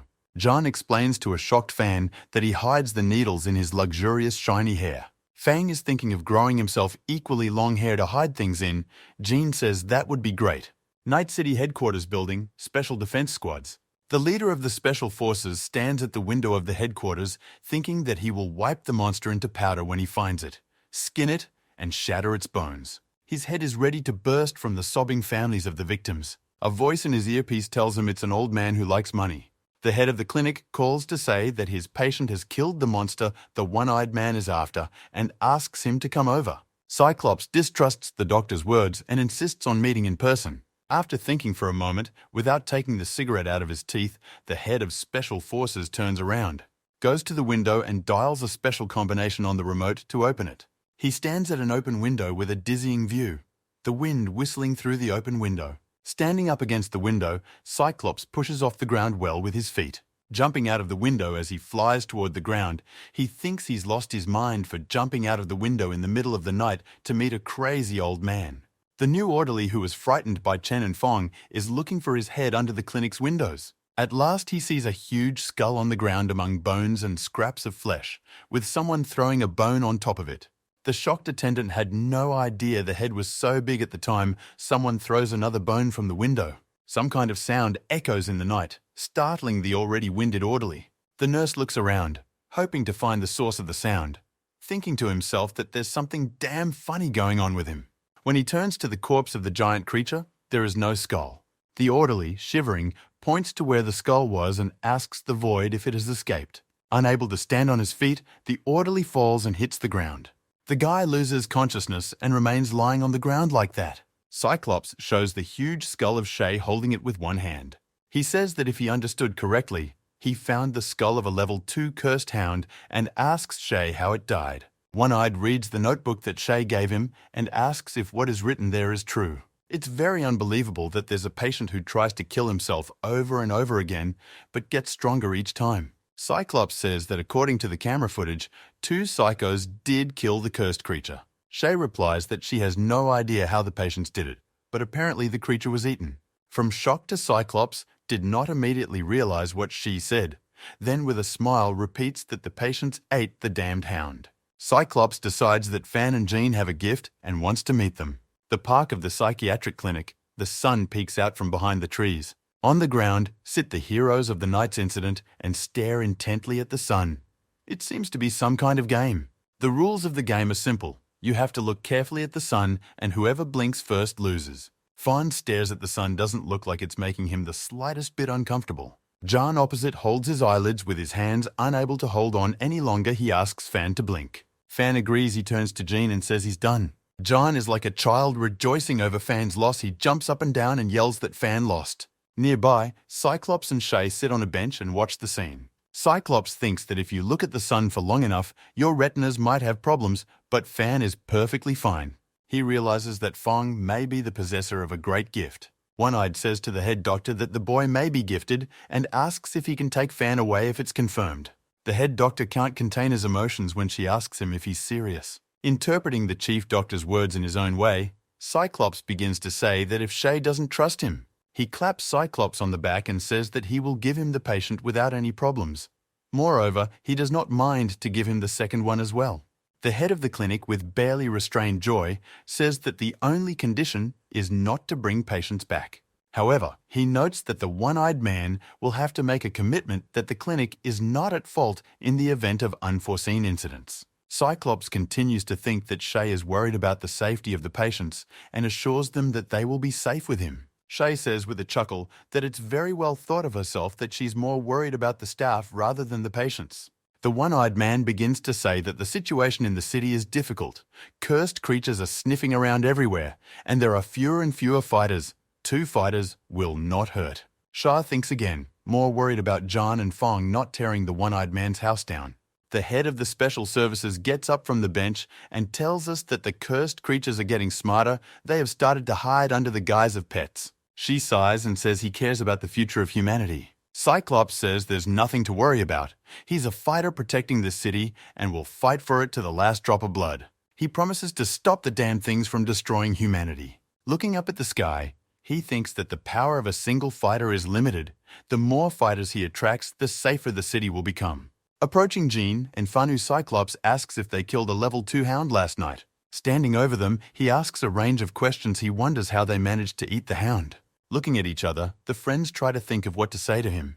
They reply that they did not eat or kill the hound and that it committed suicide. Cyclops' hand lights up with an orange light and he points it towards Fan. He stops the glowing hand a few centimeters from Fan's face. Fang stares admiringly at the golden glow emanating from the one-eyed man's hand. Cyclops notices that Fang has not reacted to the attack and thinks that despite his psychic potential, he can only reach level 3 at most. The white-headed man moves over to his friend, who looks at the one-eyed man. John whispers in Fan's ear that the man must have come to train Fan. Cyclops looks at this scene with some incomprehension. Friends look at Cyclops with adoration and say he's a good man. Fang says he's not suited for him because he's a one-eyed man who can't train such a demanding student. Fan's phrase breaks Cyclops' brain. He begins to realize how unusual these 2 patients are. John says it doesn't matter. He can cure Cyclops and he'll help his friend with his training. Cyclops realizes that by training, they mean their constant near-suicidal attempts. John says that Lil Fan is very strong now and he needs to keep practicing. Fang nods in agreement. Jean goes on to say that when he heals Cyclops' eye, they can train together. The comrade confirms that John can do acupuncture. His skills are excellent and he will be able to cure the eye. John starts running around Cyclops asking if he wants his eye fixed. Touching his eye, Cyclops thinks that even an international-level doctor couldn't cure him. He can't understand how these 2 are going to treat him. He agrees to try it and sits down on the grass next to Fan, thinking that with his existing strength, playing with acupuncture wouldn't affect him in any way. A needle-studded Cyclops realizes that he has a strange feeling. Clasping the needle between his fingers, John shouts that he is applying a galactic-level technique. Ducking with needle in hand, he talks about the technique of half of the Milky Way. Cyclops, while he has needles stuck in his head, asks about the meaninglessness of the names. They're just for fun after all. John continues to praise his acupuncture technique. He says he did research for years before coming up with this technique. Every one of his patients said the acupuncture was done perfectly, Fan confirms, since he is the only person Jean practiced on. A faint smile appears on Cyclops' lips as he realizes he feels numb. He explains that he thought it was a joke the whole time, so he didn't activate the defense. He's surprised that the needles were able to affect him. Shouting the name of his technique, John jams the 13th needle into Cyclops' head. The latter agrees to a new needle. But when the needle pokes into the one-eyed man's head, it feels like something is penetrating his brain. Suddenly losing consciousness, he closes his eyes and falls down. Fan instantly picks up the fallen Cyclops with one hand. John is surprised that Cyclops passed out from the acupuncture. Frustrated, he wonders if his Milky Way technique is all right, since Cyclops is the first person he's tried it on. Jean is going to modify it and hopes it goes much better next time. He asks Fan if he wants to volunteer, and Fan agrees because he trusts Jean completely. After a while, John pondered why Feng had disconnected from the improved technique. Sitting over two people fainting, he wonders what went wrong. He decides he needs to do more experiments, but he's run out of volunteers. After a while, 3 bodies lay on the ground, passed out Cyclops, Fang, and John, who decided to put the experience on himself. Shay walks up to them and wonders where Jean got a year's supply of needles. Looking at the disabled national-level fighter, Shay begins to fear for the safety of the city. The emergency room is crowded with people, all busy doing their own thing. The air is broken by the ringing of the landline phone on the front desk. People froze in shock, realizing that this call was special. The staff starts to panic. Are these two from the mental institution again? On the phone, Shay starts to dictate the address of the hospital, but is interrupted to say that an ambulance is on its way. Shay says it will take 2 cars this time since he has 3 people with injuries. Ambulances arrive on the call and pick up 3 patients. The driver of the ambulance, Mr. Huang, can't get into the car. He has a white bandage with blood on his eyes. Paramedics realize the driver recently had eye surgery. Even so, the driver says he can handle it because it's a piece of cake. An ambulance with a nearly blind driver drives off, leaving the head of Shay's clinic and 2 orderlies in shock. An ambulance driven by a man with eye injuries drives very erratically and almost crashes into bushes. Mr. Shay thinks that the ambulance driver knows what to do, so should he be worried or should he assume that everything is fine? Hospital Vice President Hua Tian is surprised at how resilient Feng and John are. Watching the operating room, he thinks that maybe he needs to fake an accident to kill these 2. He slaps himself for thinking thoughts unworthy of a doctor. With a red handprint on his face, he wonders how he could even think of such an idea. But after a moment's thought, the patients are a headache, and once again with a loud sound slaps himself in the face as punishment. All red, he calls Shay and asks if he understood him well last time. Why did he send his problem patients to the clinic again and even added 1 person to them? The head of the clinic calmly remarks that last time he said to keep Fan Zhan in the hospital longer so they wouldn't have to re-enter the hospital. The vice president says there will be no order in his hospital as long as these 2 are there. Shay, in return, wants to transfer money to him as compensation. The vice president is shocked by Shay's generosity and looks at his cell phone screen to check. He sees the information about the money transfer and Shay asks to keep the patients in the hospital for a few days, otherwise he will accuse a colleague of bribery. After realizing that he's been played, the vice president can't come to his senses for a few moments. Shay ends the dialogue and says goodbye, the phone falling out of the hands of the stunned vice president. He drops his phone and yells profanities at Shay throughout the hospital. In the operating room, a blue screen congratulates Fan on moving to the next level and gaining the appropriate defense ability. In a hospital corridor, nurses are discussing a patient. An orderly passed out after a hound's head incident. Someone is carefully feeding the very same orderly, Liu Zi, from a spoon. He tells the girl she's the best he's ever met. She says she's gained weight, but in 5 months she'll be slim again. The orderly says he doesn't care if the girl is fat or thin. He's happy Uncle Wang brought them together. Liu Zi says he'll be sure to thank his uncle when he gets home. While the girl peels the apple, the attendant has to give the girl the bad news. He says he can't have kids and asks how the girl feels about it. She holds out an apple and says that it doesn't matter. They can always take the baby from the orphanage and asks, "Who does Liu Zi want, son or daughter?" An overjoyed Liu Zi tells his lover that he would like a daughter. She says she'd like a son. Liu says they'll do as she wishes. A doctor enters the room and says that if there are no shocks, the patient will soon be able to go home. At this time, the nurse says that the patients have come to their senses. The doctor commands to take them to the ward. To the orderly's horror, Fan, lying on a gurney, is brought into the room. Liu Zi points his finger at Fan, remembering the trouble that happened to him. Panicking, he says the patients in the cursed ward eat human flesh. Liu Zi falls to the floor. The doctor can't understand what hit him so hard. Grabbing the doctor's leg, he asks to be moved to another room. Upon waking up, Fang says to the former orderly's horror that he is hungry. Fang and Liu Zi meet eyes, which scares the hell out of the latter. He faints again. The doctor asks what's wrong with him. Lying in the ward, Cyclops thinks how he got to such a point, because with the available strength, even bullets do not take him. He wonders how he could have passed out from John's acupuncture while he and Fan are discussing what drinks to have. Turning on his side, he ponders how a psycho could knock out the strongest fighter in the city. John and Fang notice that Cyclops is awake. John walks over and touches his forehead with his finger. He says he is ashamed that he couldn't cure the Cyclops' eye. Maybe if he makes a few more attempts, he will succeed. Turning his head to Jean, Cyclops allows him to try again if he so desires. Jean looks at Cyclops with admiration. He is very happy that he let him try again. He marvels at what a kind man this is. Fang nods in agreement. Getting down to business, John starts pulling needles out of his hair. Fang applauds him when he unravels his hair and clutches the needles in his hands and says he will cure Cyclops' eye after all. The orderlies are carrying the needle-stabbed Cyclops on a gurney to the intensive care unit. Fang tells Jean not to worry, Cyclops will be fine. Lying on the bed, Cyclops, darker than a cloud, realizes he's passed out again because of the needles. He recalls that even when a level 9 creature broke all his bones, he stood on his feet. John comes to his bedside and apologizes that it didn't work out this time. He asks to try again. John says that after so many failed attempts, Cyclops doesn't have to believe him, but he wants to try again. Hearing the agreement, John shines with his arms folded and looks at Cyclops with adoration. John turns to Fan and says that the one-eyed man really trusts him. The comrade nods in approval. Cyclops, lying on the bed, thinks he should try again to make sure it's the needle's fault. A fighter's pride shouldn't be broken by a psycho. John takes his stand with needles in hand to Fan's applause and says he can do it this time. The unconscious Cyclops is again carried in by the orderlies, the nurse being asked to remove all needles from him. After he came to his senses, Jean and Fang approach him again. John innocently asks how he is feeling.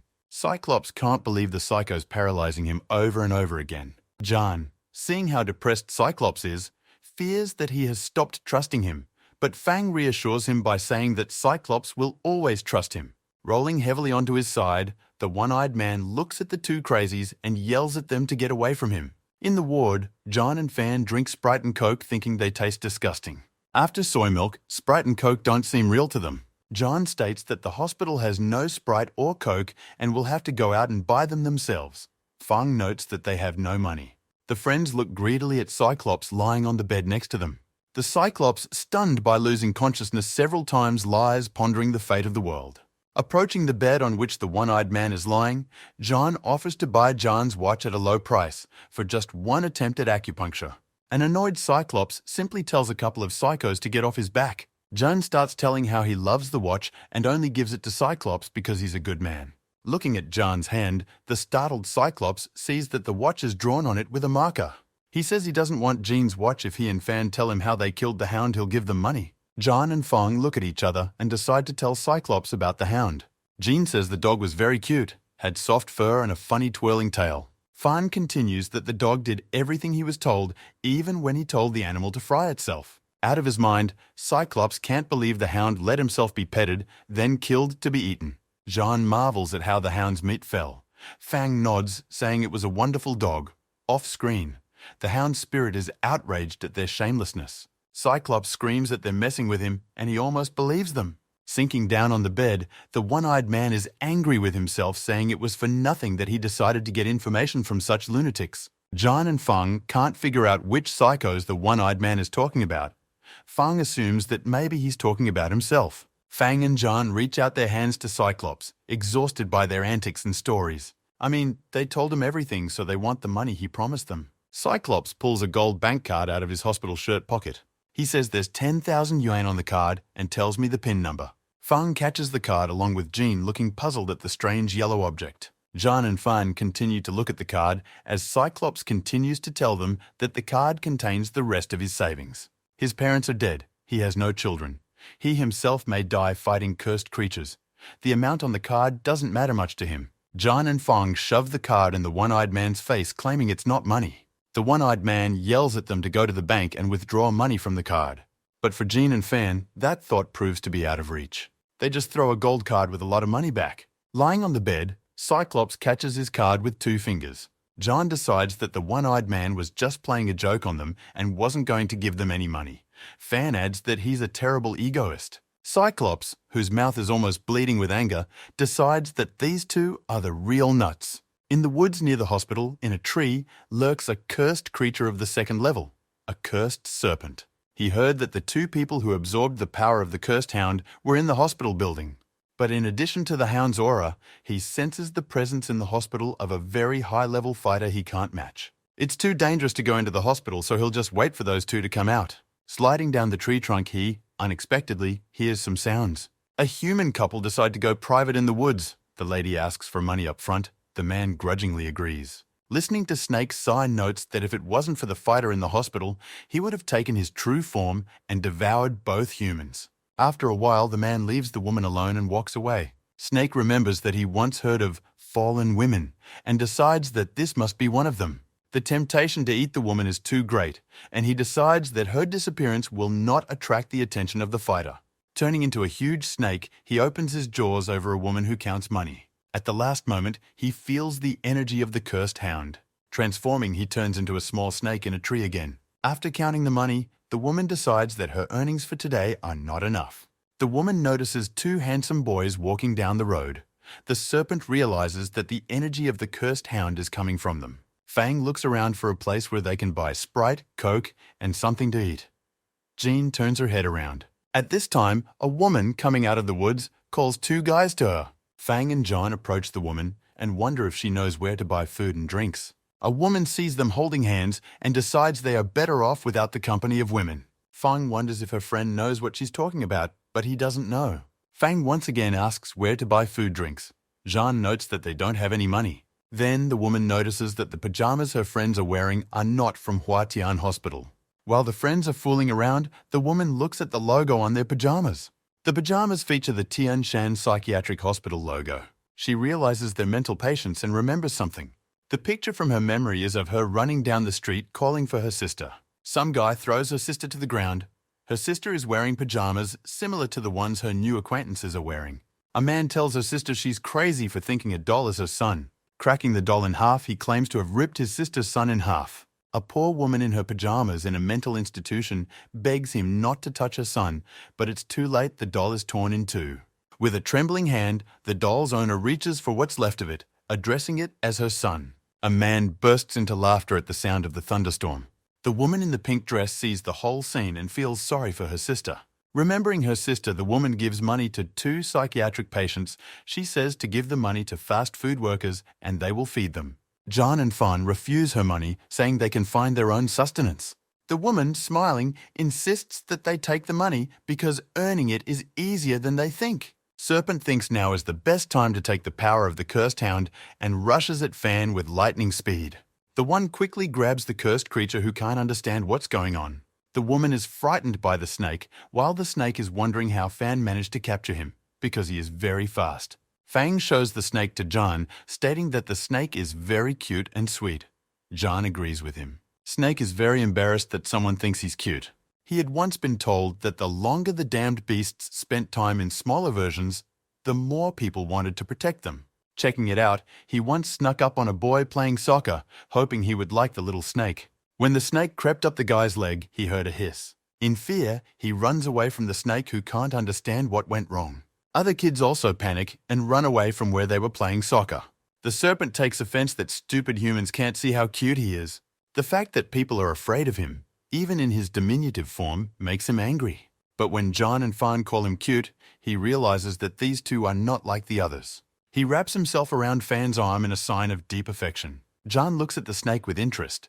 The screen tells him that with it, he can satisfy his hunger for 3 days and tells him the recipe for cooking it. Snake looks dreamily at Fan. She thinks Fan and John are different from the rest of the humans, not realizing that she is going to be eaten. While Jean is playing with the snake, Fang asks the woman to help him. A pot of appetizing snake meat is cooked on the stove in the girl's house. She adds herbs to the dish. Next to the pot in a bloody jar stands the severed head of a snake. The process of cooking the snake can't understand why it can't move when Fang presses it against the cutting board. The snake can't understand why they want to eat him if they think his cute fangs a big kitchen knife over him. There is a cracking sound as the large knife comes down on the unfortunate snake. Fan looks at the broken kitchen knife with interest. Fan discards the useless broken knife in his head. Another idea has crossed his mind. Fang holds the snake with his hands. The snake thinks that if the knife didn't take him, Fang will definitely not do anything with his bare hands. But then the head of the serpent separates from the body. The place around is flooded with the blood of the serpent. The landlady puts a whole pot of cooked soup on the table. Fan notes that it smells very good. The woman notes that she is good at cooking. Her daughter always likes what her mom cooks for her. Fang and John, inhaling the pleasant aroma of the dish, suggests the hostess to join them and eat together. She refuses, saying that she has already eaten and wishes them a pleasant appetite. Fang and John each drink a bowl of soup, saying it's delicious. The woman is very pleased that the guests enjoyed the food and thanks them for inviting her to eat with them. A girl who looks like the landlady's daughter is walking home down a slum street. While seeing Jean and Fan off, a woman gives them a thermos of soup for the road. Jean and Fan thank the woman for making them a delicious soup and even giving them a portion to take with them. The woman tells them it's not that important and advises them to hurry back to the hospital. Jean once again praises the woman's soup. Fang says her daughter must be happy to have such a mom. This phrase thrown by Fan pierces the woman to the core. Wiping away tears, she says her daughter is really excited. Walking away from the woman, Fang and Zhong walk towards a crowd of monotonously dressed people. Fan looks on as the crowd passes Fan and Zhang. One of the fighters gets goosebumps and realizes he may have run into a strong fighter. But when he turns around, Fang and Zhang are already passing by. Looking at them, the fighter decides he must be imagining things. Looking around the area, the fighters notice that the creature's energy is gone somewhere, one of them suggesting that it may have escaped. Hospital room. Cyclops sitting on the bed can't believe the creature is dead. None of the fighters had confirmed the death of the beast. There was no way an ordinary human could have killed it. Fang, with a thermos of snake soup, opens the door and enters the chamber. On the phone, Cyclops is informed that near the hospital there is a signal of some creature that may be a level 2 serpent. One-Eyed looks at the thermos Fan offers him. Fan opens the thermos from there. A divine smell comes out. A shocked Cyclops realizes that this could be soup from a cursed creature. The squad on the other end of the phone can't understand why the supervisor suddenly started swearing. With 2 fingers, Cyclops puts the snake bones into a special box that glows blue. The box reveals that the bones belonged to a cursed creature, a mythical serpent of the 2nd level. Lying on the bed, a blackened Cyclops is trying to comprehend what happened. Fang and Zhang continue to eat soup nearby. They decide to eat the soup themselves, since the one-eyed man doesn't want it, even though he was offered it. Cyclops is trying to find out how they managed to kill and eat the snake. After all, it is a cursed creature of the 2nd level with a deadly poison. Jean says it was a cute snake that got close to them. Fan adds that it coiled around his arm and let itself be eaten. They remember how cute the snake was, and how delicious, finger-licking delicious. Behind the scenes, the spirit of the snake resents being eaten by the spirit of the dog, calms him down. The Cyclops is angry with veins showing through on his forehead, his eyes burning red. He says if he trusts Jean and Fan again, he'll go out the window. John is surprised that Cyclops is so angry and hopes he gets better soon. Fang says that according to the head of the clinic, psychos tend to be aggressive. Cyclops, exhausted by the antics of John and Fan, becomes desperate. Time passes. The bright day is replaced by night. The lights in the windows of the hospital turn on. The Cyclops lying in a dark chamber reasoning that his 2 roommates have impressive strength since they could kill 2 cursed beasts. He tries to figure out how they were able to do it and whether they always hid their incredible abilities. Rustling and stomping makes Cyclops distracted from his musings. He realizes that his roommates are busy doing something. He sees the movement of their feet and decides they are going somewhere but can't figure out why. Jean and Fang approach Cyclops' bed. Jean says that the one-eyed man is a good man and wants to use an advanced technique to cure him. One-eyed thinks that since they have shown great power by killing a few cursed creatures, they can be trusted. He pretends to be asleep. Inserting needles into Cyclops' body, Jean says that the chamber is pretty dark and he can't see what he's doing. Fang replies that he believes Jean because he has studied acupuncture for years and will be able to cope even in the dark. Encouraged by Comrade Jean's words, he takes up the task. He starts putting needles in the head of an elite special forces fighter. Cyclops feels that the sensation he feels during Jean's acupuncture treatments has become much stronger. He clutches the sheet on the bed with discomfort. Jean is about to stick the last 13th needle, saying that he has no right to make a mistake. At this moment, a nurse enters the room, asks what is happening in the room, and shines a bright flashlight. Jean realizes that he missed. The nurse, pointing her finger, asks what Jean and Fang are doing to the patient. Cyclops, covered in sweat, exhales, trying to figure out if he's alive or not. He really doesn't want to do this, but out of his last strength covered in needles, he calls for help. After that, he loses consciousness. His arm falls helplessly on the bed. Dropping the flashlight, the nurse is horrified and yells that 2 homicidal lunatics have made an attempt on another patient. A bleeding Cyclops is wheeled on a gurney into the operating room, his head damaged in several places. Jean is upset that he stuck the last needle in the wrong place. Fang tells him not to worry because there's still hope. Jean and Fan are lying in a ward, tied to a bed in place of their roommate's bed. A void. Fan finishes his thought. There is hope as long as the patient is alive. The one-eyed man's head is shaved before the operation. The doctor says to be careful because the Cyclops' head is still bleeding. A shaved, naked one-eyed man lies on a bed. A doctor puts on gloves before starting surgery. The doctor says the brain area has been checked and the surgery can begin. He pulls out a marker to mark the one-eyed man's head. Cyclops opens the eye that sees and looks at the doctor. The doctor is maximally embarrassed. On his table, the patient wakes up. For a while, no one on the operations team can say a word. Sighing doctor says that it is good that the patient came to consciousness before the operation and not during. The doctor standing next to him is surprised. He has already administered anesthesia. Looking at the patient's testimony, the doctor states the facts. The patient recovered before surgery. Now his condition is stable. We need to postpone surgery. The patient rises. The doctor wonders if Cyclops wants to go back to his room. The doctor continues. Even though everyone in his ward is psychotic, the one-eyed man's condition is better than the others. Perhaps he needs a separate ward. One-eyed resentfully tells the doctor that the psycho is himself. Cyclops' face becomes so frightening that the doctor backs off, deciding that psychopaths should be more careful with psychopaths. Examining the scans, the doctor decides that there is something wrong with them. The patient's spine has somehow recovered, judging by the scans. Like a broken leg, this is where the doctor turns to the patient. But he's not on the operating bed anymore. The doctor can't figure out where he's gone. The sunlight reflecting off Cyclops' bald head seems to illuminate the entire chamber as he enters. Standing in front of the bed of the bound and peacefully slumbering John, the one-eyed man says that he is the head of the special unit. But, glistening with boldness, he continues, Jean has already fainted 3 times because of John. Cyclops says that John should be proud of that, thinking to himself that he won't forget what those two did to him. And even if he forgets, his hair will happily remind him of it. He's clearly nervous at this point. Waking Fan is impressed that Cyclops has managed to survive, which takes a lot of strength. He tells the one-eyed man, who has not fully recovered from the hair situation, that next time John will definitely cure him. Graying, Cyclops turns to see Fan tied to the bed. But deciding that he's not bad, he goes to the window and climbs out holding the frame with his hand. Before he jumps, he says goodbye to Fan and Jean and tells them they won't see each other again.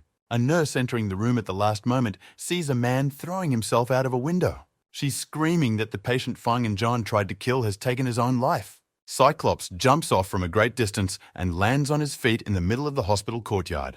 People are shocked that a man landed from such a height. One-eyed calls on the phone and says that the guys may have great power, but their difficulty in dealing with people is unacceptable. On the other end of the wire, Shay drops the phone receiver in despair.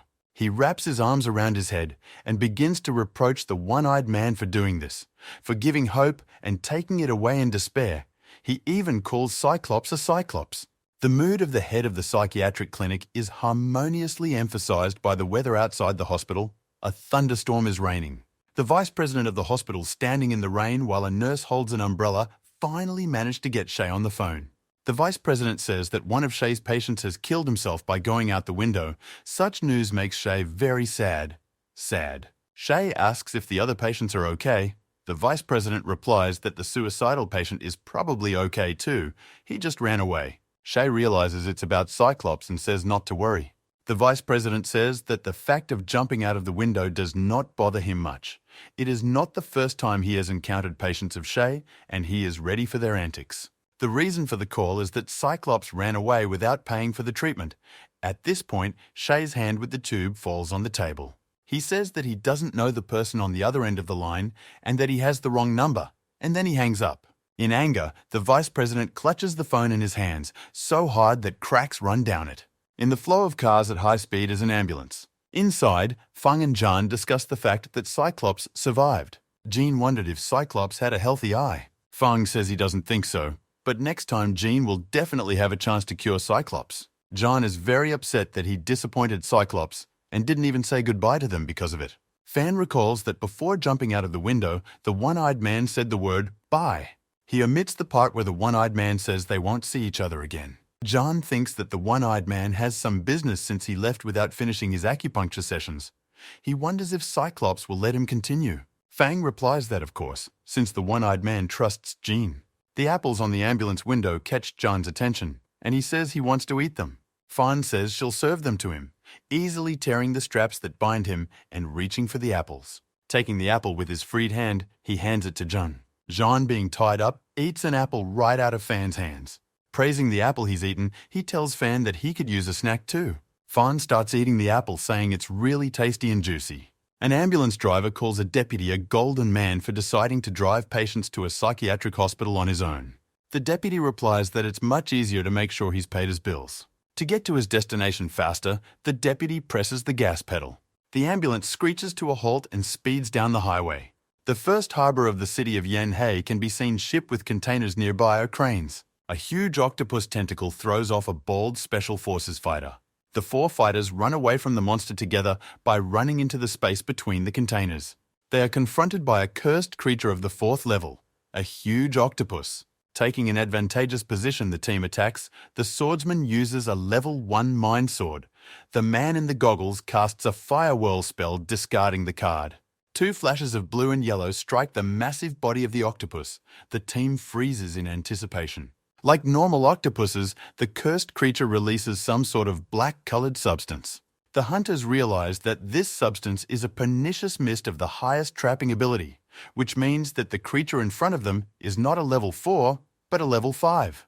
They retreat because the fog is dangerous. One touches death, and decide to request reinforcements. However, the fog follows them on their heels. The fighters cannot escape from it far, and one of them runs slower than the rest. The fog is getting thicker by the second the guy with the blue hair realizes he's about to die. Activated, the defense of the guy's golden claw is now protected from the octopus and fog by a golden wall. The silhouette standing above on the scaffolding says he's not in the best of spirits, his arm glowing yellow from the defense he activated. At the bottom between the tentacles of the octopus are protective balls with hunters. If not activated, defense poison mist would probably catch them all. Cyclops tells them not to dare die so quickly. He hopes to pacify the creature.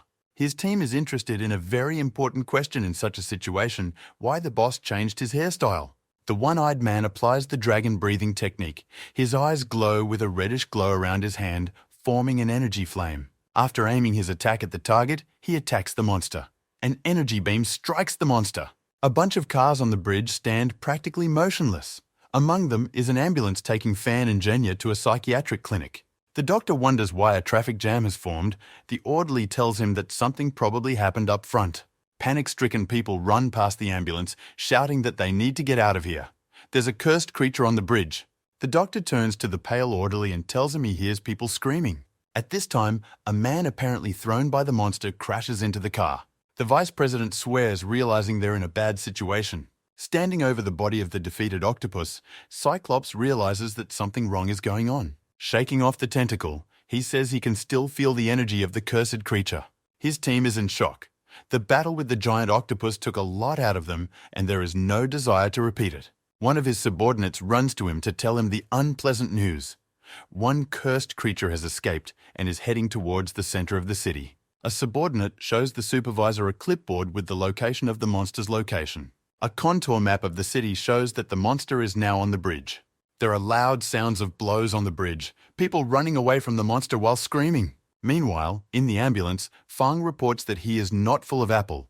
John replies that there are no more apples, they have eaten them all. Fang says that still in hunger, the girl in his head said that the last stage, the bursting stage, requires significant reinforcement. A paramedic asks a deputy for help while the deputy is busy with a casualty. The huge pink octopus that made so much noise on the bridge is looking for its father.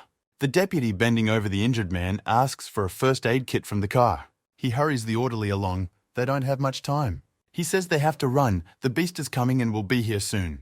The doctor takes off and tosses the orderly his watch, an Apple Watch of the latest model. The orderly catches them. The deputy tells him to give him a first aid kit to take the watch run and for him to guard the watch like the apple of his eye.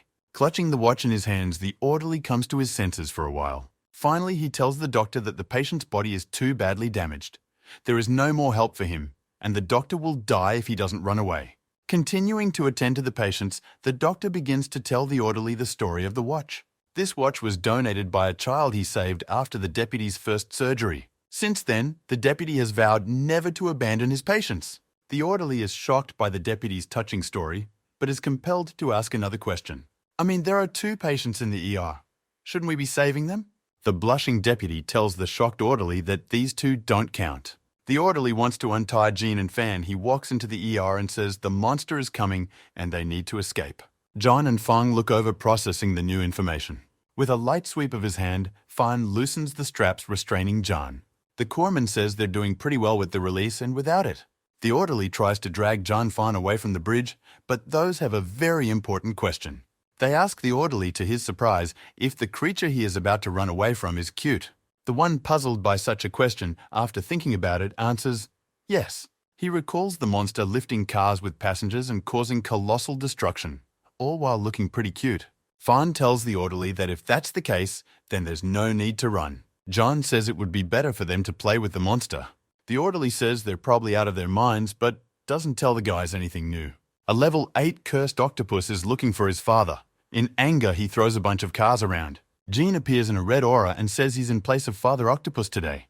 The deputy turns to the driver. He's out of bandages and needs 2 more packs. Failing to locate the driver, the deputy was outraged that he had fled so quickly. The patient regains consciousness and thanks the doctor for the care he or she is providing.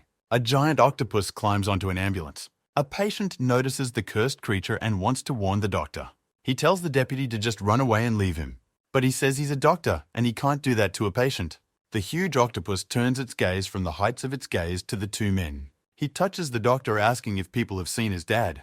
This is when a doctor trying to stop a bleeding patient thinks he's going to die here. Angry at not being answered, the octopus is going to attack the humans. Lastly, knowing that they are likely to die, the wounded man thanks the doctor as the octopus tentacle flies towards them. Suddenly, the octopus realizes that something strange is happening to him. Someone is dragging an octopus past the cars he crashed on the bridge. The deputy waiting to die is still moments away from realizing that the danger has passed. Suddenly, the deputy hears someone calling him. He turns around to see who it is. It turns out to be an orderly who has found a car and wants to load it with a patient to take him to the hospital.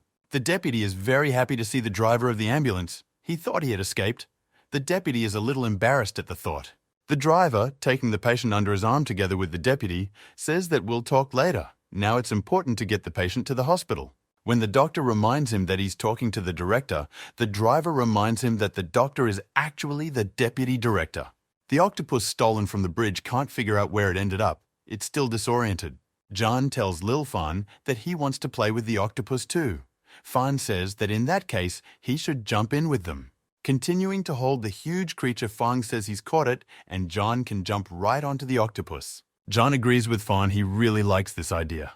He jumps off the bridge shouting Fan's name and flies for a while. Landing on the octopus's head apparently causes it great discomfort. Jean has a lot of fun on the head of the octopus. With all his childlike directness, he pokes the octopus with his finger. The octopus swings its tentacles, wanting to throw John off his head. Suddenly, there is the sound of impact. Something happened to the octopus. Zhang rolls down. Fang steps on the octopus tentacle, saying he's been a very bad boy. Fang says the creature is somewhat aggressive, so he'll hold it, and adds that one part of the octopus fell off of him. John says it's probably okay for an octopus to have many more tentacles. But the octopus is in a lot of pain. He is writhing in agony and calls for his father's help. Not paying any attention to this, Fang says that John is right. For an octopus to lose a limb is really no big deal. For the pain they caused him, the octopus wants to kill John and Fan. He swings one of his whole tentacles at Fan. Fang habitually catches the giant creature's tentacle in flight. Clutching the tentacle, he jerks it sharply toward him with one hand. A crackling sound mingles with the unfortunate creature's scream as it loses another tentacle.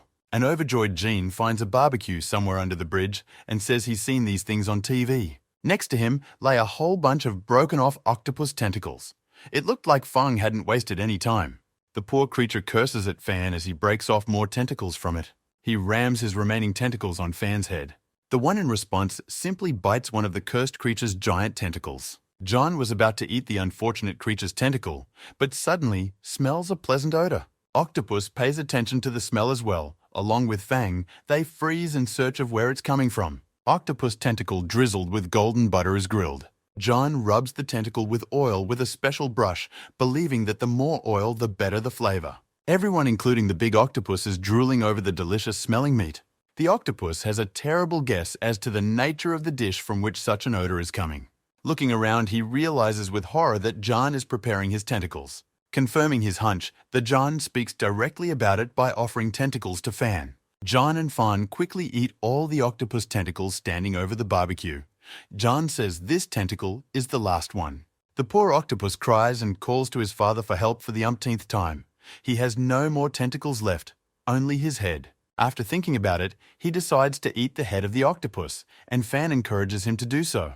On the grill, a still-living octopus tells his father that he will never see even its head again. Standing on the bus, Cyclops wonders where the monster went. His assistant managed to detect the monster's wave of energy. Quickly jumping off the bus, Cyclops looks at the tablet that shows the creature's location. The map clearly indicates that the creature is under the bridge near where the task force is located. When Cyclops arrives, he realizes that the energy comes from two of his old acquaintances, who lay down to sleep after a hearty lunch. The deputy wonders where the hound has gone when Cyclops turns his attention to the barbecue. A girl from Cyclops' team comes up and offers to wake up and question the two sleepers about the cursed creature. The one-eyed man, however, is against it. He asks a girl who is afraid of him, "Can they believe psychos?" and gets a negative answer. He's outraged. How can she suggest trusting crazy people? The girl wonders if he's talking about himself. Cyclops tells the girl to never trust crazy people, or he'll shave her bald. The girl doesn't understand how this is related. Despite the weirdness she likes her boss, he can tell just by their clothes that these people are crazy. While the girl looks at Cyclops with adoring eyes, the assistant asks what to do if they find the creature. Realizing what really happened, the one-eyed man silently turns around to the lying guys. To the puzzled looks of his team, he heads over to Jean and Fan. Standing over them, he asks only one question. Was the octopus tasty? Through sleep, the comrades recall the tasty tentacles of the unfortunate creature and answer the question in the affirmative. Cyclops finally confirms his hunch. The creature has been found, the task is complete, but he feels no relief. There's a meeting at headquarters again about what to do with the wised-up damn creatures. The woman at the special screen talks about the new abilities of the cursed creatures. Many fighters have noticed that the beasts know how to suppress their power. Cyclops is unable to concentrate on the report. He is thinking about the patients who were able to defeat so many cursed creatures. Is it worth training them? He is still haunted by the painful memories of the acupuncture session John gave him. Just thinking about this episode of his life, Cyclops begins to tremble. As the woman finishes her report, Cyclops thinks it best not to bring up the unusually strong patients of the psychiatric clinic again. Everyone notices that the one-eyed man is not paying attention to the report, but is immersed in his own thoughts. The speaker is the leader of the strategic unit, turns her attention to Cyclops, not really liking that he is letting her report pass her ears. Crossing her arms on her hands, she addresses the one-eyed man directly and asks if he doubts her plan. Cyclops starts to panic. He has no idea what the plan is about after all. Realizing that the one-eyed man wasn't following her words, she repeats again personally for him. Each of the 4 direction coaches will be sent to Qingshan Psychiatric Hospital to raise morale for 1 month. Touching his bald head with a graceful hand, she asks if anyone present has any questions. It is clear to everyone, however, that he is primarily interested in Cyclops' opinion, so the coaches are kept from asking questions. Looking at Cyclops, the leader of the strategic unit hints that she is primarily interested in Cyclops' opinion. He's a top-notch tactical expert. Cyclops suddenly says that the task may be too difficult for newcomers. All 4 coaches are unanimously surprised by the strange words of the head of the task force. The woman, continuing to keep her hand on the one-eyed man's bald head, says that perhaps he meant that the task would be too easy. She thinks Cyclops as an operative is raring to go and explains to him that training fighters in a mental hospital will help them adapt to the unexpected. Their enemies are somewhat like mentally ill people, so they need training in a mental institution before they can go to war. Therefore, Cyclops can't avoid it either, no matter how much he wants to. To himself, One-Eyed realizes that psychos are just really scary to him. But the top-class tactician convinces all 4 coaches.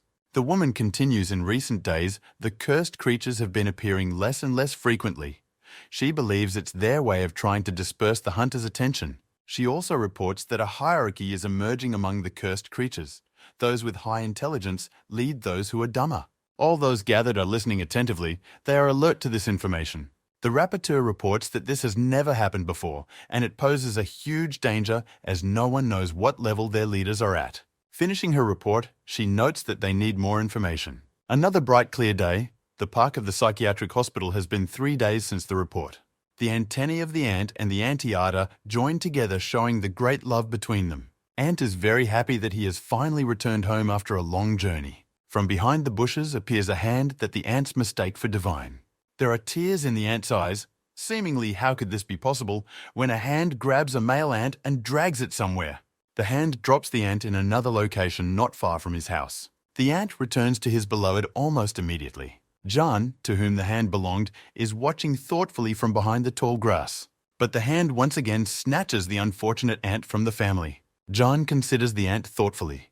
The ant thinks he is evil itself in the flesh. Fan looks for John. The friend responds to his call and climbs out of the grass. Rising to his feet, John is glad his friend is finally awake. John talks about the marvelous ant he discovered, then returns to the house no matter how far you drag it. Fan thinks it's funny. Fan slept for 3 days. John tells him that after eating the octopus, they were immediately taken to the clinic. John notes that while Feng was sleeping, he looked a lot like a pig. Feng wonders if he really looks like a pig. Fan tells that it wasn't just a dream he was put into sleep mode by a woman to break his ceiling. The woman said he had reached T level. The ant is happy that the man is behind him chatting enthusiastically with his comrade. Happy and flushed, how is that possible asterisk, he tells his beloved that they can go home. Fang touches the wood with one finger. His touch causes a crack to run down the wood. There is a violent explosion and the tree splits in two. A beam of energy flies over the grass, cutting off the blades of grass that were unlucky enough to grow too high. John was very happy that Fang had gotten stronger, because before, to knock down a tree, he at least needed to pound on the tree with his fist. The poor ant watches doomedly as the huge tree falls on him. He never has time to fully realize what's going on. The tree falls to the ground with a loud sound, killing the unfortunate ant. John is sure that what made Fan stronger was his galactic circulation technique. Fan did not dissuade him out of the kindness of heart that is peculiar to him. The screen expresses its displeasure at having its work attributed to itself. The ant's beloved cries over his dead body, because only recently it seemed that everything would be fine. Suddenly, another ant approaches the reader and comforts the unhappy widow. Number 1 is dead, but her other husbands are still alive, crawling out of every crevice to comfort her. Wiping her eyes with a small handkerchief. Where do ants get handkerchiefs? She thanks all her husbands. People are crowded around the tree. They can't understand what kind of sleet fell the tree. Some are happy that there were no casualties. The electric tower is highly energized. In real life, you really shouldn't climb it. John asks Fawn if he's sure he wants to do what he's up to. John heard on TV that it's pretty dangerous. In case something happens, he won't be able to help. Fang refers to the psycho in his head. John says the head of the clinic doesn't recommend believing psychos. Fang says he may not trust the voice in his head, but he trusts his friend John. John says that he trusts Fan too. The friends decide that if they trust each other, nothing can stop them. A friend isn't sure he can get Fan to the dangerous electric thing, but Fan notes that he can get there himself. Fan quickly hops on the transformer. I think that's what the thing is called. John is delighted that Fan can jump so high. With a loud sound, a metal capsule falls to the ground. The doctor treating Fan for bulimia dropped the object when he saw what was going on here. He comes to his senses a bit. He calls the head of the clinic for help. At the top, Fang says that he has succeeded in getting discharges, probably much more powerful this time, through his body. Fan's hair stands up. Some cultural reference is likely here. Fan's hair is finely ruffled, but he feels an incredible surge of energy. The doctor contacts Mr. Shea on the phone. He says they have a problem. Again, patients from the same room. The head of the clinic says an ambulance is on its way, but the doctor thinks it's time to book a place in the cemetery. Fan's burned face lights up in a bright, blinding light. The transformer explodes, a very powerful explosion with sparks and flames everywhere. Lightning Fang is flung to the ground by the blast wave. Falling to the ground, it still sparks the grass around it burns. The orderlies surround Fan. They are sure he is dead and cannot be touched to avoid electrocution. Fan's body continues to scorch the grass around him with a hiss. John quickly makes his way past the orderlies cordoning off the place. Under the shouts of the orderlies, he runs to Fan, whose body is still traveling with electric shocks. Raising a hand, Fan forbids his friend to come closer. All black, he claims he's still alive, just a little tired. Fang said he really wanted to sleep, his hand dropping to the ground. John touches Fan's electrified hand. A ringing sound is heard. The electric shock throws Fan away. Spinning in flight, he hits the ground. The doctor who dialed Shay tells him that he needs to see what's going on in person, also wondering if he should wait for the ambulance to arrive. Seeing Fan's injuries, the doctor who's going to operate on him is weeping. The doctor says he is not omnipotent and unlikely to be able to save such a burned patient. A nurse wipes the doctor's sweat while he tells him that even though the sensors show the patient is alive, 90% of his body is already burned, he can't be saved. Coming out of the operating room, the woman informs the deputy director that Dr. Lee has refused to operate on the patient. The deputy says that the patient must be fought for until he takes his last breath. If the doctor refuses, he will do the operation himself. The nurse is amazed at the deputy director's dedication. Todd adjusting his robe to prepare for a complex operation. The sign above the surgery doors is lit up. The surgery has been going on for 10 hours. Finally, the light changes to green. The long operation is over. A tired deputy finishes the surgery and tells me to bandage the patient and move him back to the room. A nurse receives the team and informs them that the head of the psychiatric clinic has come to the hospital and wants to meet. The head waits a long time for the deputy outside the operating room. The deputy is furious that he dared to show up after dumping patients on him again. He even let Jean and Fan get electrocuted again. The deputy swings the OR door wide open, starting to yell at Shay. He tells Shay he'll never forgive him for sending his special patients to the hospital time after time. Shah smilingly says they can discuss that later. Right now, he wanted to ask about the client card at the hospital. The deputy is blown away by Shi's words. He is angry beyond belief. Looking around, he sees a panel with a massive fire extinguisher. Grabbing the fire extinguisher from the panel, he lunges at Shay with it. Two doctors watch in horror from the operating room.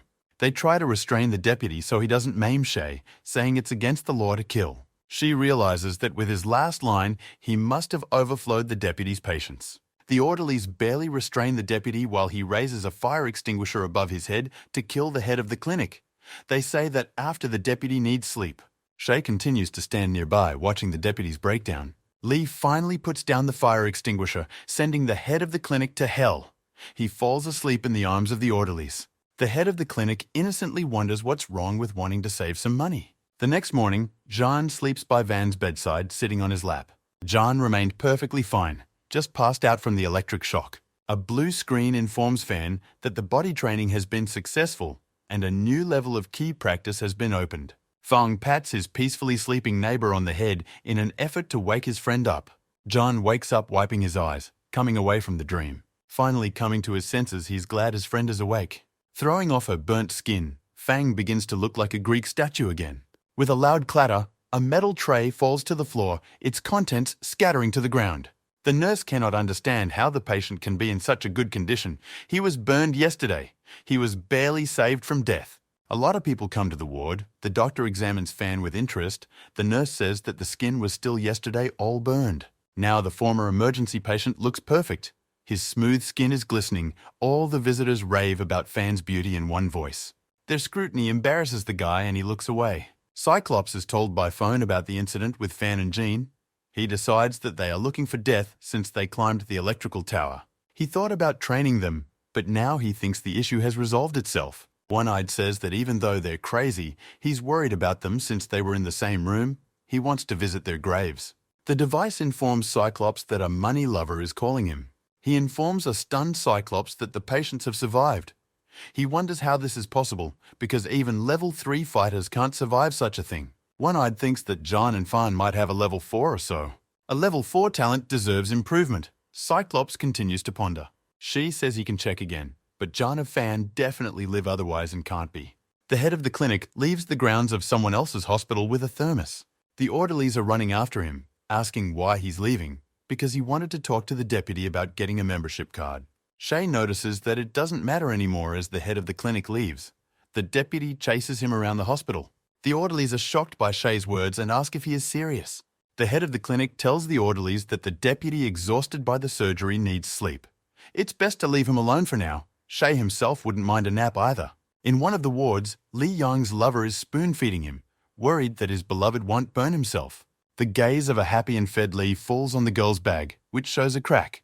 Ta tells him not to worry. Even though the bag is torn, it doesn't matter as she can still use it. Lee sharply replies that it matters how he can let his beloved use a torn bag. Grunting and turning on his side, he starts looking for something. He finds and holds out a card to his beloved that has some money on it. You can go and buy yourself a purse. The girl gratefully takes the card about the lover, saying that he is very cool. Tucking the card into the pocket of her dress, she tells whether Uncle Wang has decided to visit him in the hospital. Lee says that's a very good thing, because he's been wanting to thank his uncle for introducing them for a long time. The girl, embarrassed, says she's not that good. Lee chuckles with kindness at his lover's shyness. Someone with faceted vision is looking around the hospital waiting room. Uncle Wang, going to visit his nephew, doesn't realize that it was probably a hallucination. It started because he ate a lot of fish. A cursed fly, a parasitic creature of 3rd level, sits on a piece of fish. Uncle's hand reaches for the piece. He didn't realize there was a parasite sitting on a piece of fish. Van greedily devours a piece of fish that shows a black spot from a fly burrowed inside. The infected begins to cast a shadow in the form of a huge fly. He is unaware of this, however. Standing over the plates of food, he is satisfied with the fact that he has eaten a delicious meal. The nurse sees the dark, shivering silhouette of a creature in the hallway. For a while, she can't get a good look at what's in front of her. When she finally realizes what it is, the pupils of the nurse's eyes dilate in horror. Before the hallway fills with her screaming monster, a fly man stands in front of her. The fly man is not pleased with the girl's loud screaming in punishment. He wants to suck all her blood. The monster viciously slaps the nurse in the face with its sharp paw and throws a bloody nurse into one of the wards. Coincidentally, this happens to be the ward where Jean and Fan are, and they are surprised by what has happened. The poor woman wheezes and screams for help when the monster takes her by the throat with his scary paw. She keeps calling for help while the monster says he just has to slit her throat. After all, it's the only way to get her to stop yelling.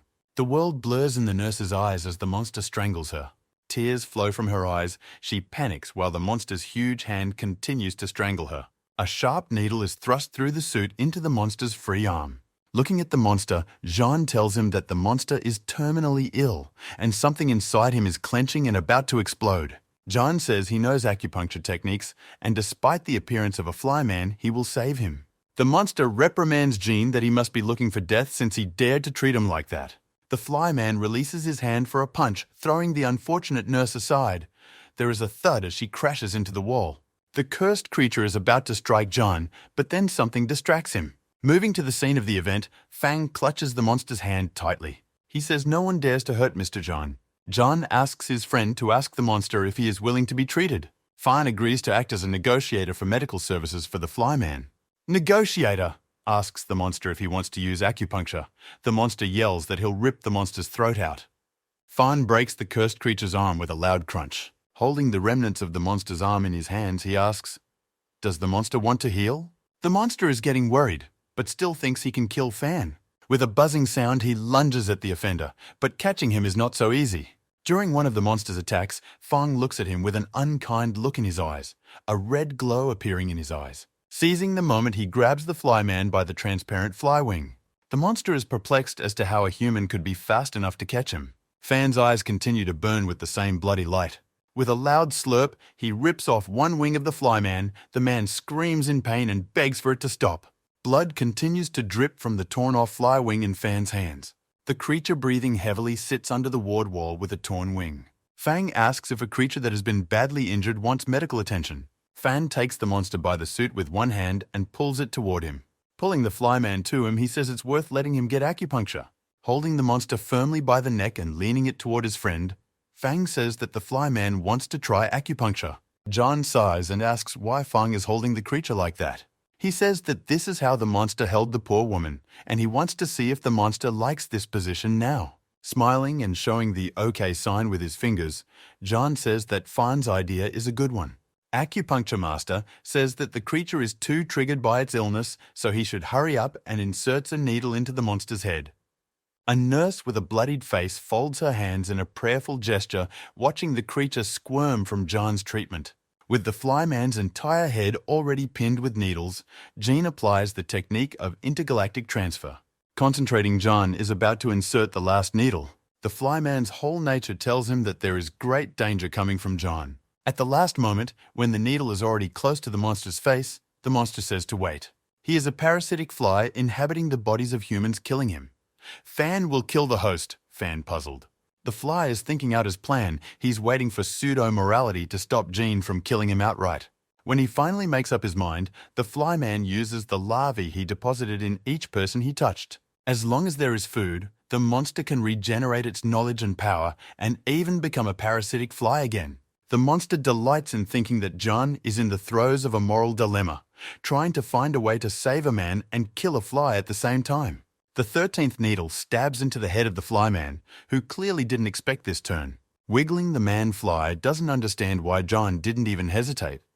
Did that person not even care about human morality? Falling to the floor, The fly can't understand why John thinks differently than other people. After the fly man falls down slumped on the floor, the fly essence begins to separate from the human essence. In the ward with the beloved Liu begin to do strange things, her eyes begin to glow red. She says the word daddy. The girl's body begins to transform into a mushy body. A former psychiatric hospital orderly is terrified as he tries to understand what has become of his lover. The girl's transformation is over. Fly woman sadly says that daddy is dead. The orderly prudently hides from the creature behind the bed. A green card given to Lee falls out of the woman's pocket. While she can't see, an orderly crawls under the bed and takes the card, and zippers out of the room before the fly woman wakes up. Closing the door and banging his body against it, the orderly thinks he almost died. The woman begins punching through the wooden doors with powerful blows. A nurse walking by wonders what they're doing here. It's probably some kind of love thing. In desperation, Lee cries out that he will accept his beloved if she gains weight, even forgive her for cheating on him and raising someone else's child. But he's screaming that he'll never accept that she's so ugly. The monster's arm smashes through the door right above the stunned Lee's head. Peeking out through the hole punched in the door, the creature stares intently at Lee. Suddenly, a human hand grabs the orderly by the collar of his hospital pajamas. The deputy director of the hospital silently pushes Lee away from the door of the room. Standing in a fighting stance, the deputy holds a large sword. Lee looks at the deputy with adoration. He thinks he drew his sword to protect Lee. Watching this whole scene is a fly woman who has come out of the chamber. In response to the orderly's words, Lee recalls how he got into this situation. Lee was curled up in his office, sleeping peacefully after a hard 10-hour surgery. Suddenly he remembers something and jumps up sharply. The memory seems to give him strength. Sitting on the bed, Lee remembers that Shay asked for a hospital membership card to be made for him. His gaze falls on a large sword standing as a decoration against the wall of the study. A moment later, the deputy clutches the hilt of the large sword tightly. Holding a large sword all wrapped up in rage, he goes to issue She his membership card. Present tense, the woman flies, crunching her neck toward the deputy and Lee. The deputy tells ambulance driver Juan that the hospital has been attacked by a cursed creature and a SWAT team needs to be called. The one shouts back with the phone in his hands that he has already called the squad and the squad is on its way.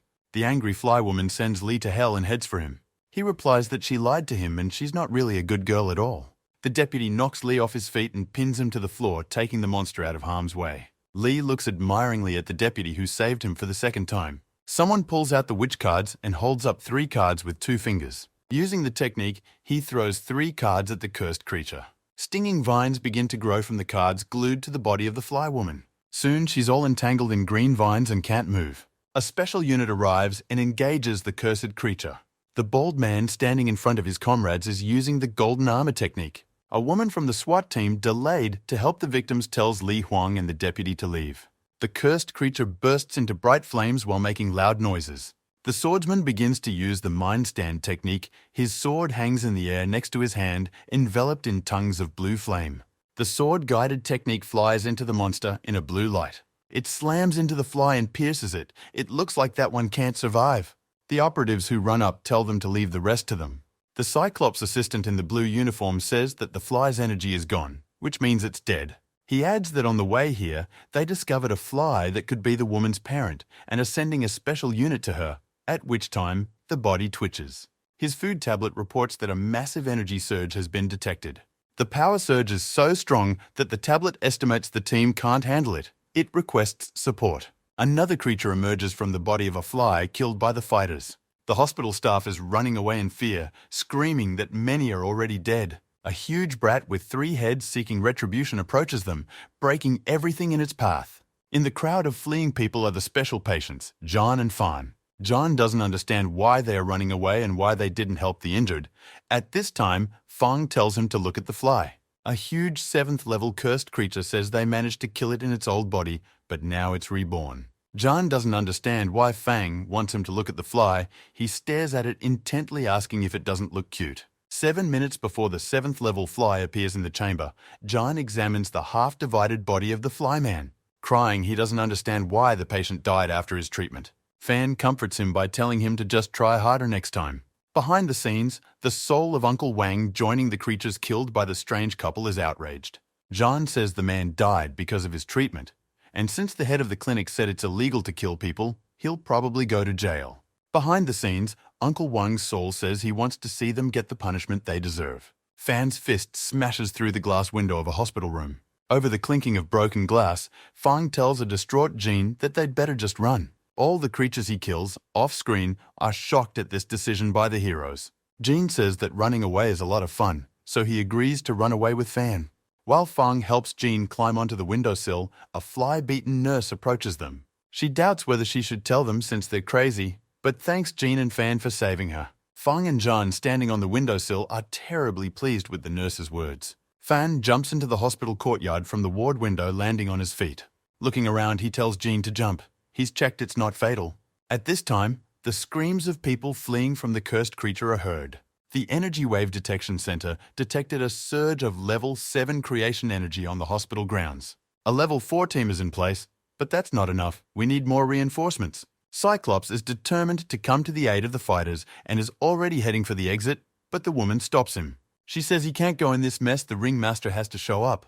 Lee goes on to tell Cyclops that as a national hero, he should stay to defend the center. She points out the fighters who are best suited for this mission. Tian King Team's Special Level Fighter Squad had just returned from a mission. The woman claims they can defeat a Level 8 creature. John asks if the fly seems nice to Fan, if he's hungry again. The fly is terribly angry at the couple's words. The monster is going to kill them. The blue screen reports that the cursed creature's energy is enough to satisfy his hunger for 7 weeks. Fly reaches out with his huge paw to Jean with Fan while he's busy with the screen in his head. Screen tells Fan the method of cooking the fly and also says that its meat has 60 times more protein than beef. Fang continues to think about making a fly while the man lying in the bushes tells them to run. Fang extends a finger toward the paw of a huge fly flying toward him. Koga Fang lightly touches the flyman's paw. Something epic happens. There is an explosion and one of the monster's heads is blown away by a shining beam. A bald fighter from a Special Forces unit wonders if it's a hallucination. The giant creature is writhing in agony and screaming with blood flowing from where its head was severed. John tells Fan that Fan's strength has increased greatly in the days he has been unconscious. The voice in Fan's head said that the full power of the energy cultivation technique was roughly equal to the punching power of a Level 9 fighter. Fan wants to kill the monster with it, but John is puzzled as to how Fan can reach the creature. Fan demonstrates how he wants to get to the monster. By pushing himself off the ground, he jumps. Fang flies high up on the spot from which he started, puffs of dust rising. The monster points one of its heads towards Fan on his chest, showing the wound from the impact. The cursed creature strikes Fan with its head and he flies to the ground. The brat raises a huge clawed hand over Fan to strike him. While flying a long distance, Fan lands on his feet. With a cry of die, the fly hits the spot where the Fan is standing with its paw. The fly's claws strike Fan's body, unable to pierce it. The screen reports the activation of the defense ability, Golden Body. Fan's hand grabs the cursed creature's deadly claw. With one hand, he pulls the heavy arm of the giant fly away from him and strikes the paw with a hard blow that literally splits it open. Sitting on the floor, John can't understand why Fang thinks the fly is cute. It's really gross. While the monster's arm is torn to pieces under Fan's mighty blow. He worries that he and Fan have very different tastes, which means they can't avoid fighting. Fan, jumping on the fly, strikes it again. The fly yells in pain. John thinks his comrade must be very hungry to eat such a cute fly. But he won't eat it himself because it's so disgusting he can't help himself. Fan runs to Jenya. He pulls the giant fly's body behind him with one hand. Fan only wants to suggest that Jenya begin the process of eating the cursed creature. But he shyly says he doesn't think the fly is cute, which means he and his friend have different tastes. Fan, with a calm expression, throws the fly carcass, tossing it into the air. He calms a distraught Jean by telling him that he too thinks the fly is not cute, but nasty. John is very happy that he and Fan have similar views on the nature of cuteness. The voice in Fan's head is outraged because the fly's energy could have been enough for him for a long time. Fan reiterates that he doesn't think flies are cute. The screen says that even though normal people don't eat flies, he and Jean are nuts and might try it. A collapsed hospital, 2 fighters hold back debris from falling with protective equipment.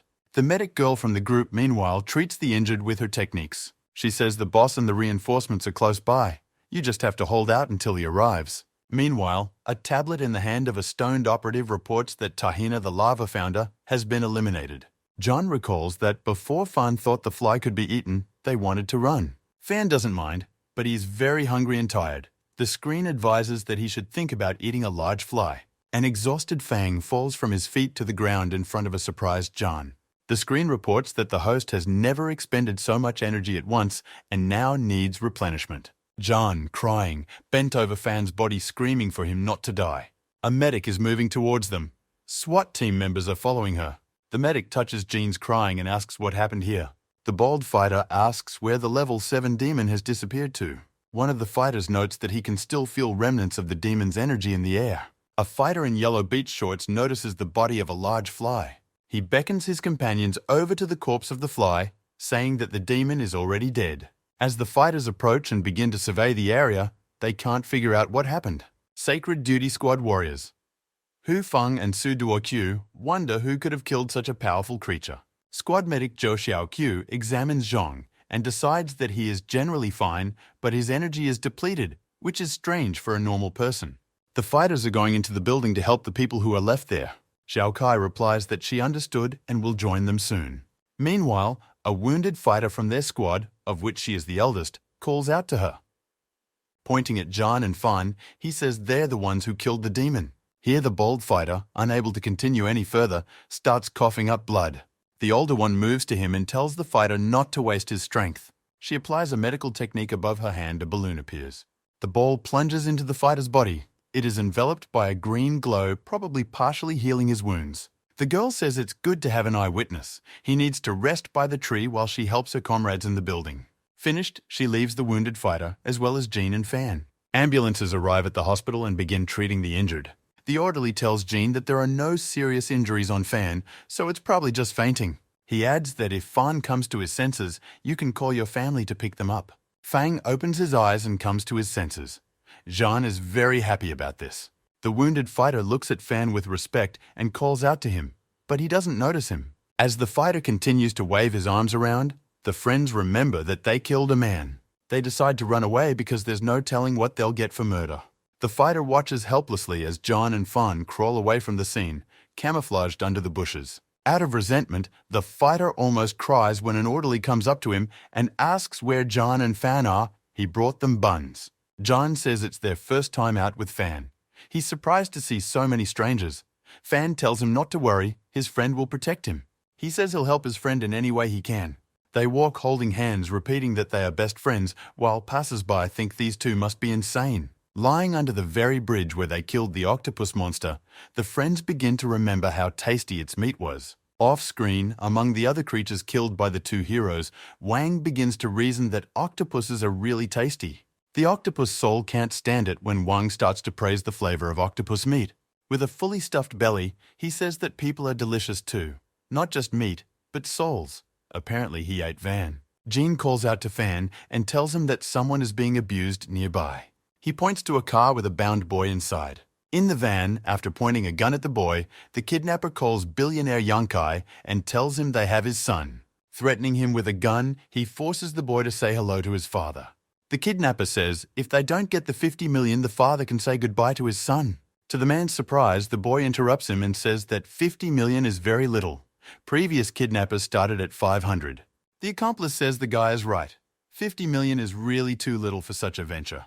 A man talking to the boy's father tells the man that the situation has changed. Now 500 million is needed, or else.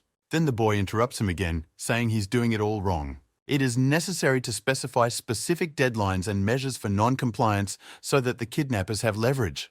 The kidnappers look at the boy in surprise, realizing that he may understand more about these matters than they do.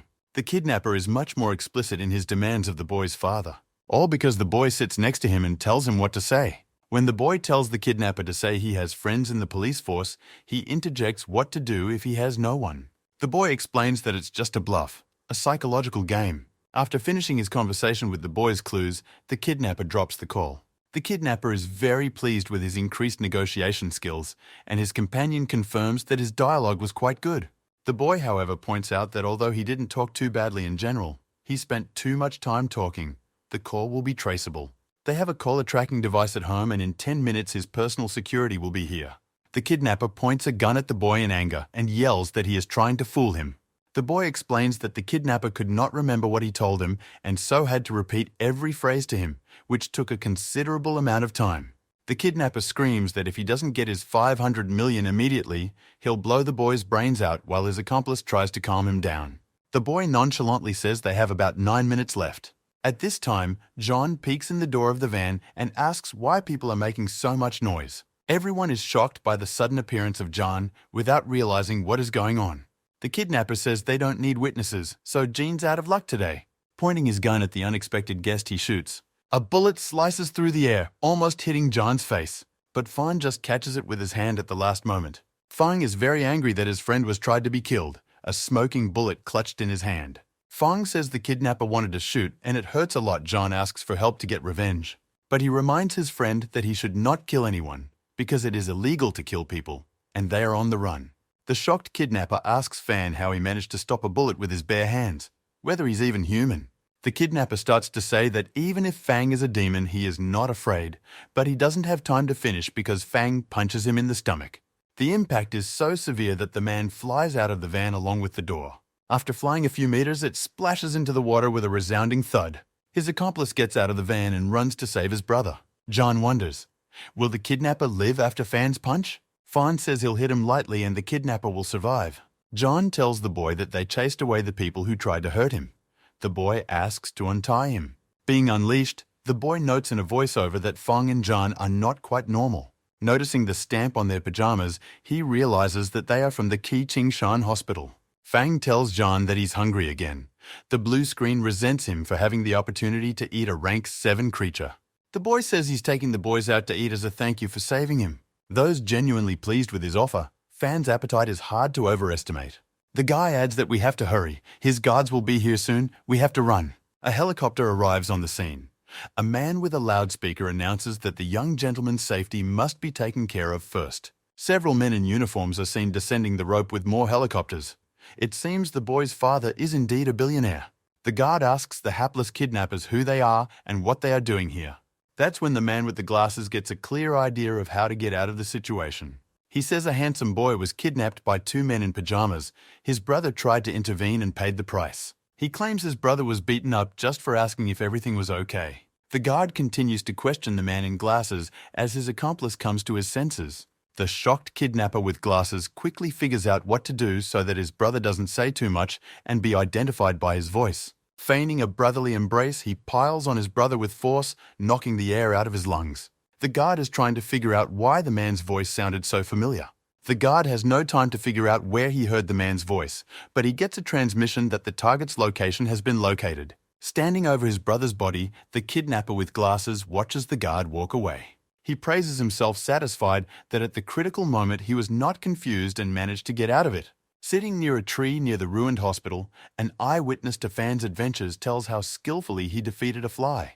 Everyone agrees that Fang must be very strong, but Wang Yue wonders where he went. The frustrated narrator says the heroes ignored him and ran away.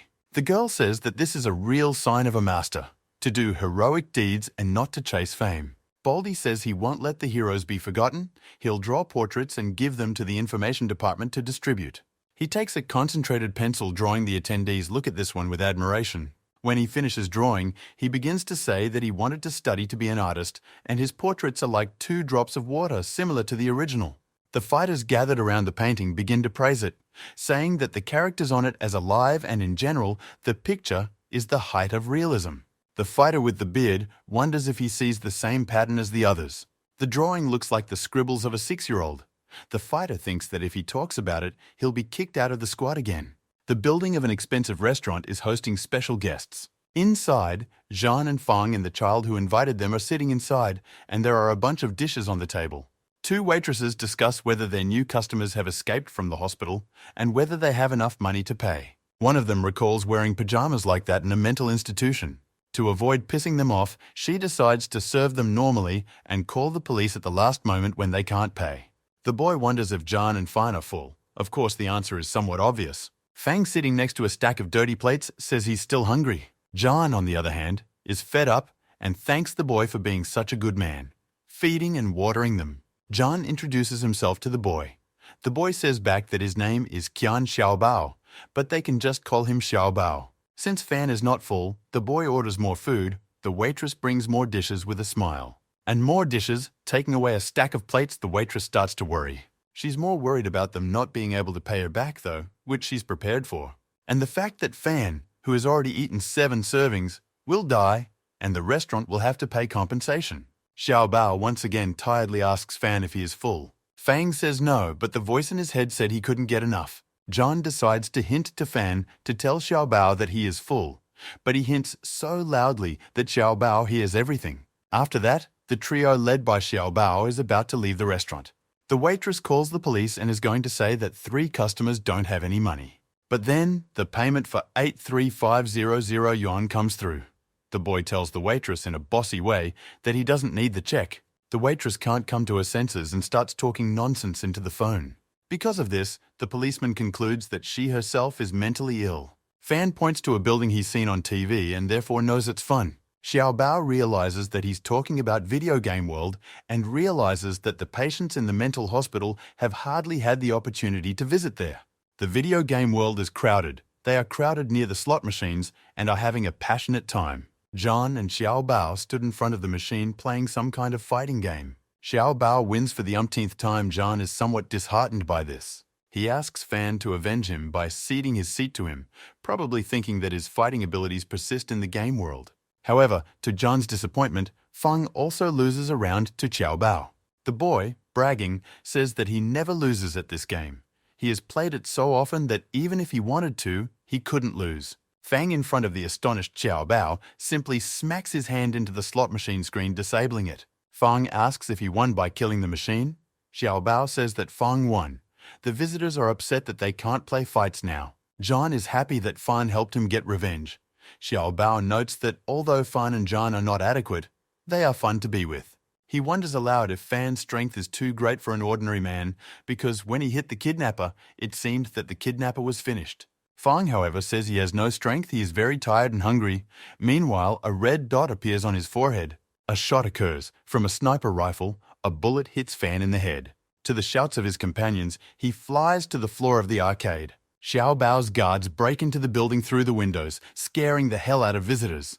The guards point their guns at John, yelling at him not to move, one of them clamping Xiao Bao's mouth with his hand. John tries to pump his friend, saying he's scared. The guard repeats the command not to move, otherwise John will be shot in the forehead. John asks Fan to wake up because he said it hurts to be shot. Seeing that bad things are happening to his friends, Xiao Bao tries to free his mouth. Finally, he succeeds. He gives the guards a command not to shoot. Too late, however, one of the guards manages to shoot John. At the last moment, Fan's hand pushes John away from the bullet flying at him. The guard who shot John can't understand how it happened. In the next instant, Fang firmly gripped his gun with one hand. With reddened eyes, he breaks the guard's gun, the guard's hands beginning to shake. Jean takes the guard by the neck with one hand and lifts him into the air. All the guards point their guns at Fan, who continues to hold one of them by the neck. The guards can't figure out what kind of monster is in front of them because a human can't survive a headshot. Xiao Bao orders them to lay down their weapons. These people have done him no wrong, and in fact, they are his friends. The guards look at Xiao Bao, trying to digest his order. Finally, they lower their pistols to the ground with some relief. Fan continues to hold the guard by the neck, saying that the guard opened fire without understanding. Xiao Bao, on behalf of his personal guard, apologizes to the two friends. He takes a deep bow to Fan, emphasizing his apology. Fan continues to hold the guard by the neck in the air. Xiao Bao says that if Fang considers him a friend, he should let the guard go. It turns out to be the head of the personal guard. Fang looks at Xiao Bao, and the red fire in his eyes slowly goes out. John approaches them, repeating Xiao Bao's words that they are friends, and friends should protect and forgive each other. The words finally reach Fan, and he releases the guard's neck. Staff members run up to the head, eager to see if he's okay. Xiao Bao sighs in relief as he realizes that the situation has been resolved. Just then, Fang passes out in front of the boy and falls to the floor. The friends encircle Fan, who has fallen into anabiosis after his powers have been drained. After examining Fan, John realizes that he just fell asleep and looks like a piglet again. He tells Xiao Bao that Fang slept for 3 days last time, and since he can't sleep on the bare floor, he asks Xiao Bao to take him to the clinic. As the assistant opens the limousine doors in front of Xiao Bao, he listens to the report. He turns to the television screen as the announcer tells him that a demon of the 7th rank has been defeated by unknown masters. The screen shows a picture drawn by a bald fighter. Xiao Bao, seeing the scribbles, decides that the people from the special unit are obviously crazy. Xiao Bao tells the aide to go to the hospital. his friends sleeping peacefully in the other compartment of the limo. The assistant asks Xiao Bao if he should look for his kidnappers, who says that they have already been mocked by nature. At the same time, one of the kidnappers beats up his brother, saying he almost died from his blow. In the headquarters of the fighters cannot understand why no one has not yet reported the discovery of the masters. Probably they are well hidden. One of the fighters can't figure out if they really think they can find someone from a picture they put on the news. A female coach runs up to the fighters and puts the drawing on the table in anger. She can't understand who allowed this to be aired. Is everyone out of their minds? She claims that the demonstration of the drawing has dealt a huge blow to the image of the special forces, and now the internet is writing all sorts of things about them. The artist asks if people are praising his abilities. Ta, however, disappoints him by shouting that commenters can't understand how mentally normal people could post such a thing. She specifically addresses the 4/8 ranked fighters, saying that they should have known what they were doing. As punishment, she revokes the team's vacation and sends them to help coach the rookies in a mental hospital. 4 fighters resent being sent to babysit rookies, even though they're already at rank 8. The woman screams that they should have thought of this earlier, despite the fact that the squatters in the top 3, they are making too many mistakes. The artist is upset he realizes that his comrades just didn't want to offend him, so they didn't say the drawing was bad. The bearded fighter thinks he's fine. The comrades are just being very kind and trying not to hurt the artist. But they keep telling the frustrated artist that the painting is just perfect. The characters are as lifelike, and they don't understand why others didn't like it. The bearded fighter realizes that he is somewhat out of their company. Cyclops approaches a group of fighters, complaining that he just got back and they're giving him trouble again. He asks what's so absurd they put on the air. Then his eyes fall on the drawing. A fighter skeptical of the artist's talent is happy that someone else thinks the drawing is incongruous. But then, the head recognizes the people depicted in the drawing, annoyed he is unable to hide it. The skeptic is amazed that the head recognized the masters of drawing and thinks that if so, the head problems are likely to be his. Shu calls Deputy Lee at the hospital and sends his condolences about the 7th level monster attack and the destruction it brought. Lee replies that there are many wounded, and he hopes that those killed by the demon can rest in peace. Shah tells the deputy to rest well because there are still patients who need his help. Lee tells the head doctor that 2 of his special patients were in the hospital when the cursed creature attacked. If patients are nowhere to be found after an attack with such a powerful demon, Shah interrupts Lee, saying she understands where he's going. Lee tells her co-worker to brace herself and not let herself get discouraged. For a second, both are sadly silent at the telephone handsets. Immediately, slight smiles appear on their lips. Finally, the nightmare that had haunted them for so long was over. Shah is immersed in philosophical musings about life and death standing at the window. He's interrupted by an orderly running into his office with the news. He says some kid standing outside brought John and Fan to the hospital. She asks with secret hope. Perhaps the orderly is talking about the bodies of patients. The orderly informs Shay that the 2 special patients live. Shah realizes that his dreams of a quiet life are not destined to come true. The news literally shatters him to pieces. Shah calls Deputy Lee lying in the hospital room again. He tells Lee, who picks up the phone, that he was wrong to ask for a season ticket.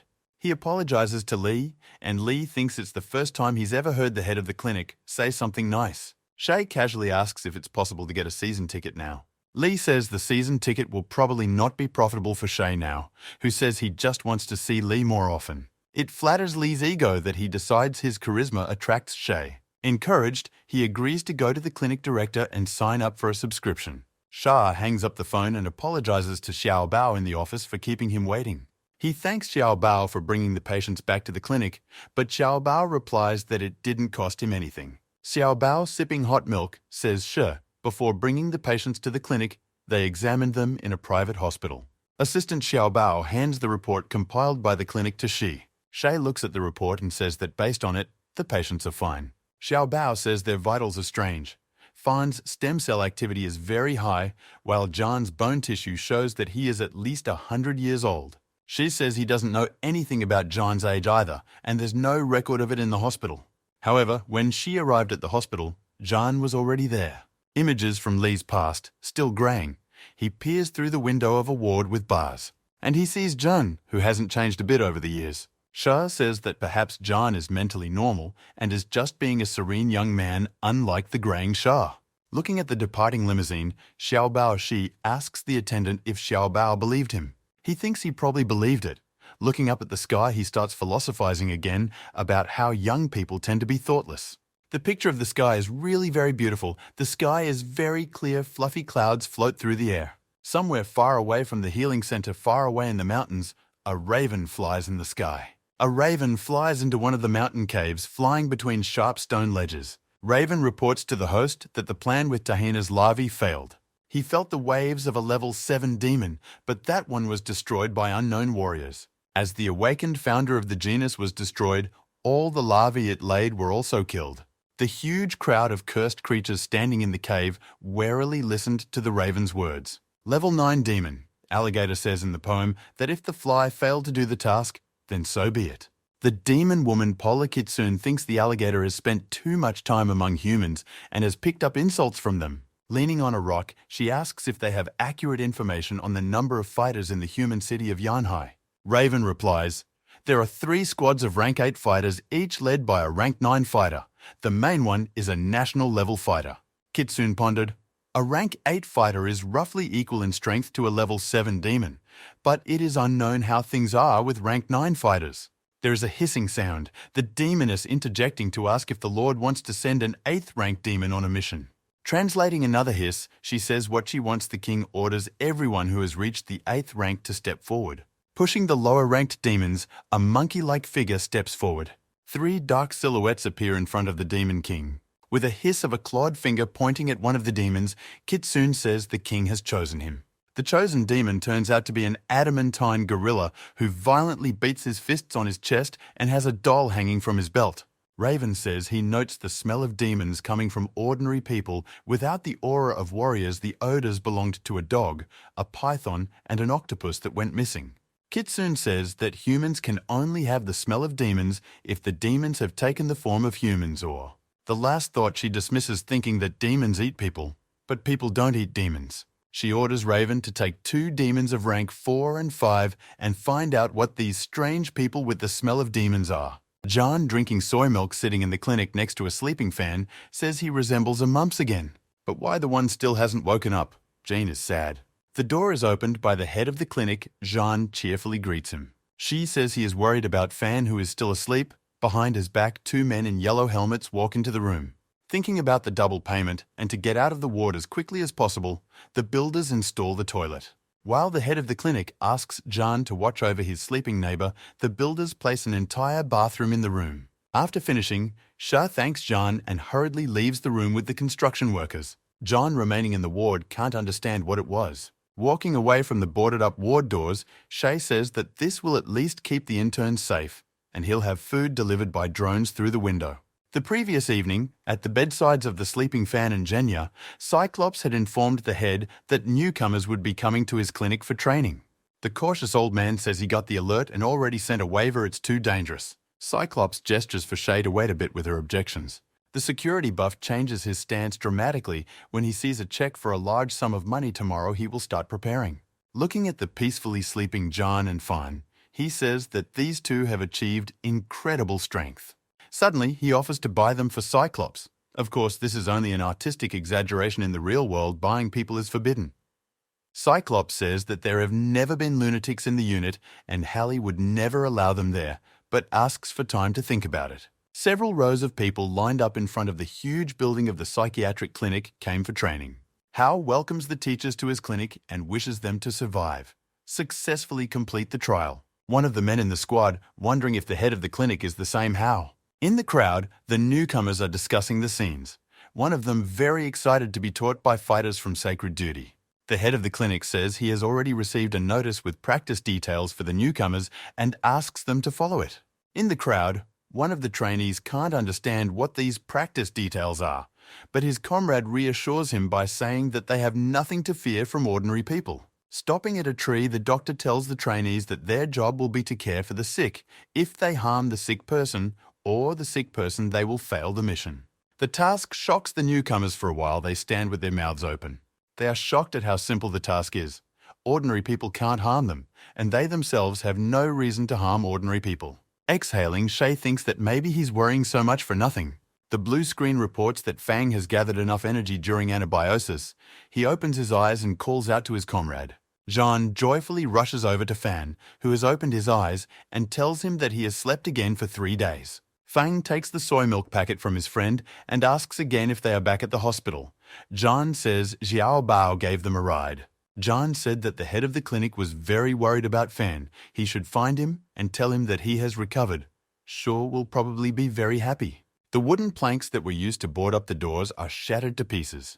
Leaving the room, Jean says they are going to the principal's office. Shay says to break into pairs and walk up to him, the sickened trainees forming 2 rows.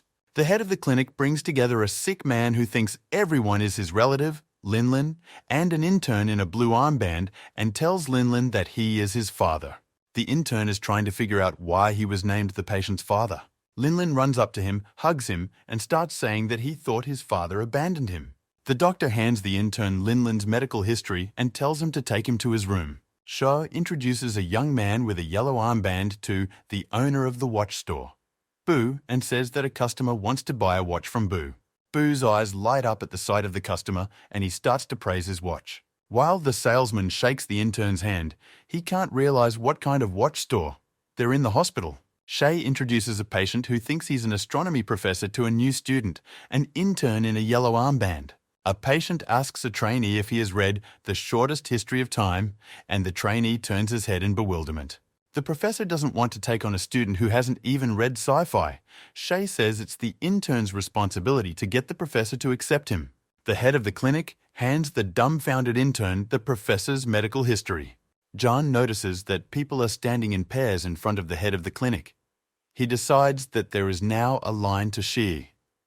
So as not to break the rules, they fan to the back of the line. Shah almost introduced Jean to the trainee, but then she hears his voice. He realizes that the special patients are out of the room. Shocked, he falls to the ground and clutches at his heart. Jean asks if he's okay, while he himself is being stared at by a trainee. The trainee asks Jean if he is the patient she will be caring for during the trial. The one, having got over the fact that he was called sick, begins to get acquainted with the intern, but then he is interrupted by the head of the clinic. The delicate old man tells the girl that she can't take care of Jean. Shay says she'll help the girl find a patient who's right for her, but she says she can take care of Jean. Apparently she likes him, and Shay gloomily notes to herself that she can't. While the head of the clinic is distracted by John and the girl, one of the interns decides that Fang is his date and goes over to say hello to him on his own. Shah is horrified to see Fan shaking the bald intern's hand. Shah gets between Lee and Fan and the trainees and starts saying that these two are not part of the assignment. They are warriors with an altered body and therefore too dangerous. But this only adds to the enthusiasm of the trainee paired with Fan, who says that people with an innate body possess a second rank already at birth. He offers to fight Fan. To himself, he's glad he can reach the 3rd rank right after graduation. Getting into a fighting stance and activating the Golden Dome technique, he says, to prevent John and Fan from getting hurt. The trainees realize that the headman has a high-level technique, thinking that he is the strongest among them, and think that he will show the difference between them and ordinary people. Fang asks John with surprise if this strange guy is really asking to punch him. When Fan clenches his fist, the headman disappointedly says that a normal fist can't hurt him. He wants Fan to use some innate body ability. Fan's punch easily splits the headman's golden dome. His fist slams into the headman's stomach as shards of the golden dome fly nearby. The air goes out of the bald fighter's lungs. He can't understand how this could have happened. One of the Sacred Defense Squad uses the technique. 2 fingers of his hand are engulfed in purple flames. While he's doing the tech, a girl from the same squad runs up to him. She asks if the formation is finished, if the commander will be here soon for inspection. The guy replies that everything is in perfect order. The girl takes the guy by the jacket and says she's sorry they lost their 3-month vacation. He takes something out of his jacket pocket and gives it to the girl. It turns out to be a boiled egg. The girl looks at the egg and sees that a black felt-tip pen has her face on it. Thrilled, she tells the guy, whose name is Ayue, that it's very beautiful. The guy carefully peels the egg from its shell before handing it to Ayue. Accepting the gift, the girl says that since the build is complete, we'll be able to sense the energy of any creature in the clinic. She rejoices that they have nothing to worry about. All the students and patients are perfectly safe. At this time, they see the headman flying at them, launched by Fan's punch. Starosta lands at the feet of guy and girl just as she's about to eat an egg. The egg gets stuck in the girl's throat and she starts choking.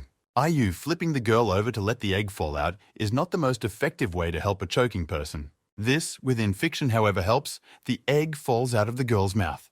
The rest of the squad who see this misunderstands and decides that IUA has been getting violent even before his marriage. IU and the girl explain the situation, and the two rejoice that all is well. However, the headman lying nearby states that he is somehow not very well.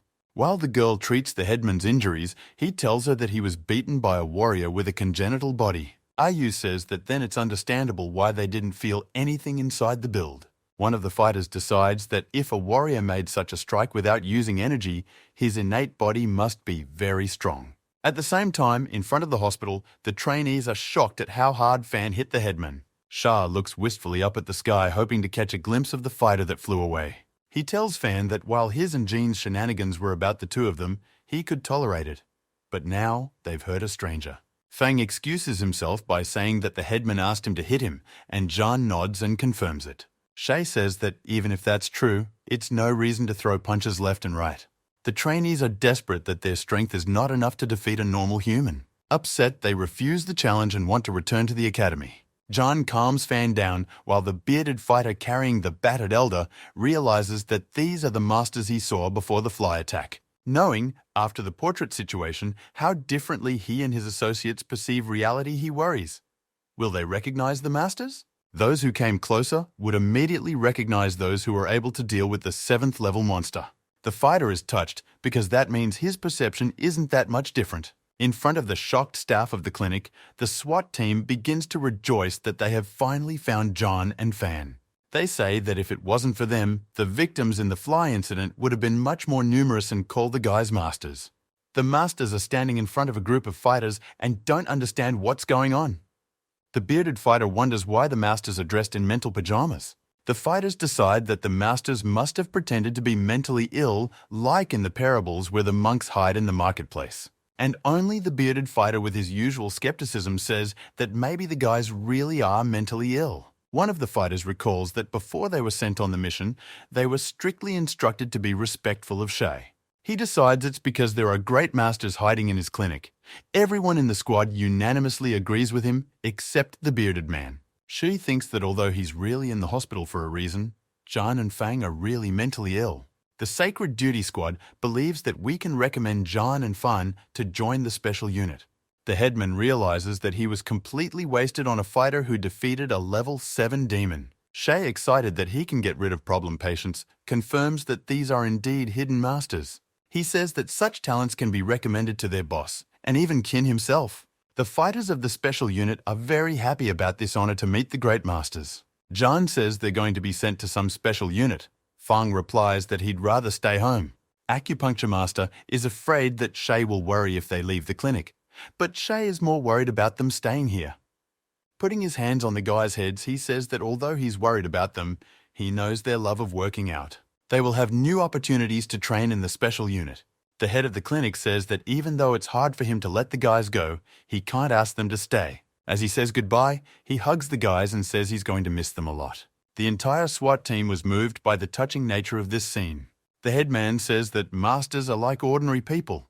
Nothing is alien to them, and the bearded fighter carrying him on his back agrees with him. He adds that since the headman was beaten up, he failed the test and will have to return to the academy. The girl paired up with Jean wonders if she still has to keep an eye on him. He happily agreed to it because the girl is good. He responds by offering to take care of the girl with acupuncture. The girl happily agrees even though Shay forbids her. During the acupuncture procedure, the girl thinks that the master will strengthen her inner energy source and she will wake up strong and beautiful. In that very pose, she falls asleep on the grass with needles stuck in her head. In the distant future, her body is shown in a museum saying that the girl has fallen into sleep for 100 years. Visitors think it is the Sleeping Beauty. In the present, leaning over a sleeping woman, everyone is trying to figure out what's wrong with her. The fighters decide that the technique of the masters is too powerful for the girl and she should be allowed to sleep. One of them noting that the girl failed the test. Since there are no more trainees left, they decide to return in a month with Fan and John as the ones who passed the test. Sitting in the branches of a tree, a demon raven finds people who give off the smell of demons. He sends a 4th-ranked bear after them to test them. Then the bird realizes it's missing something important.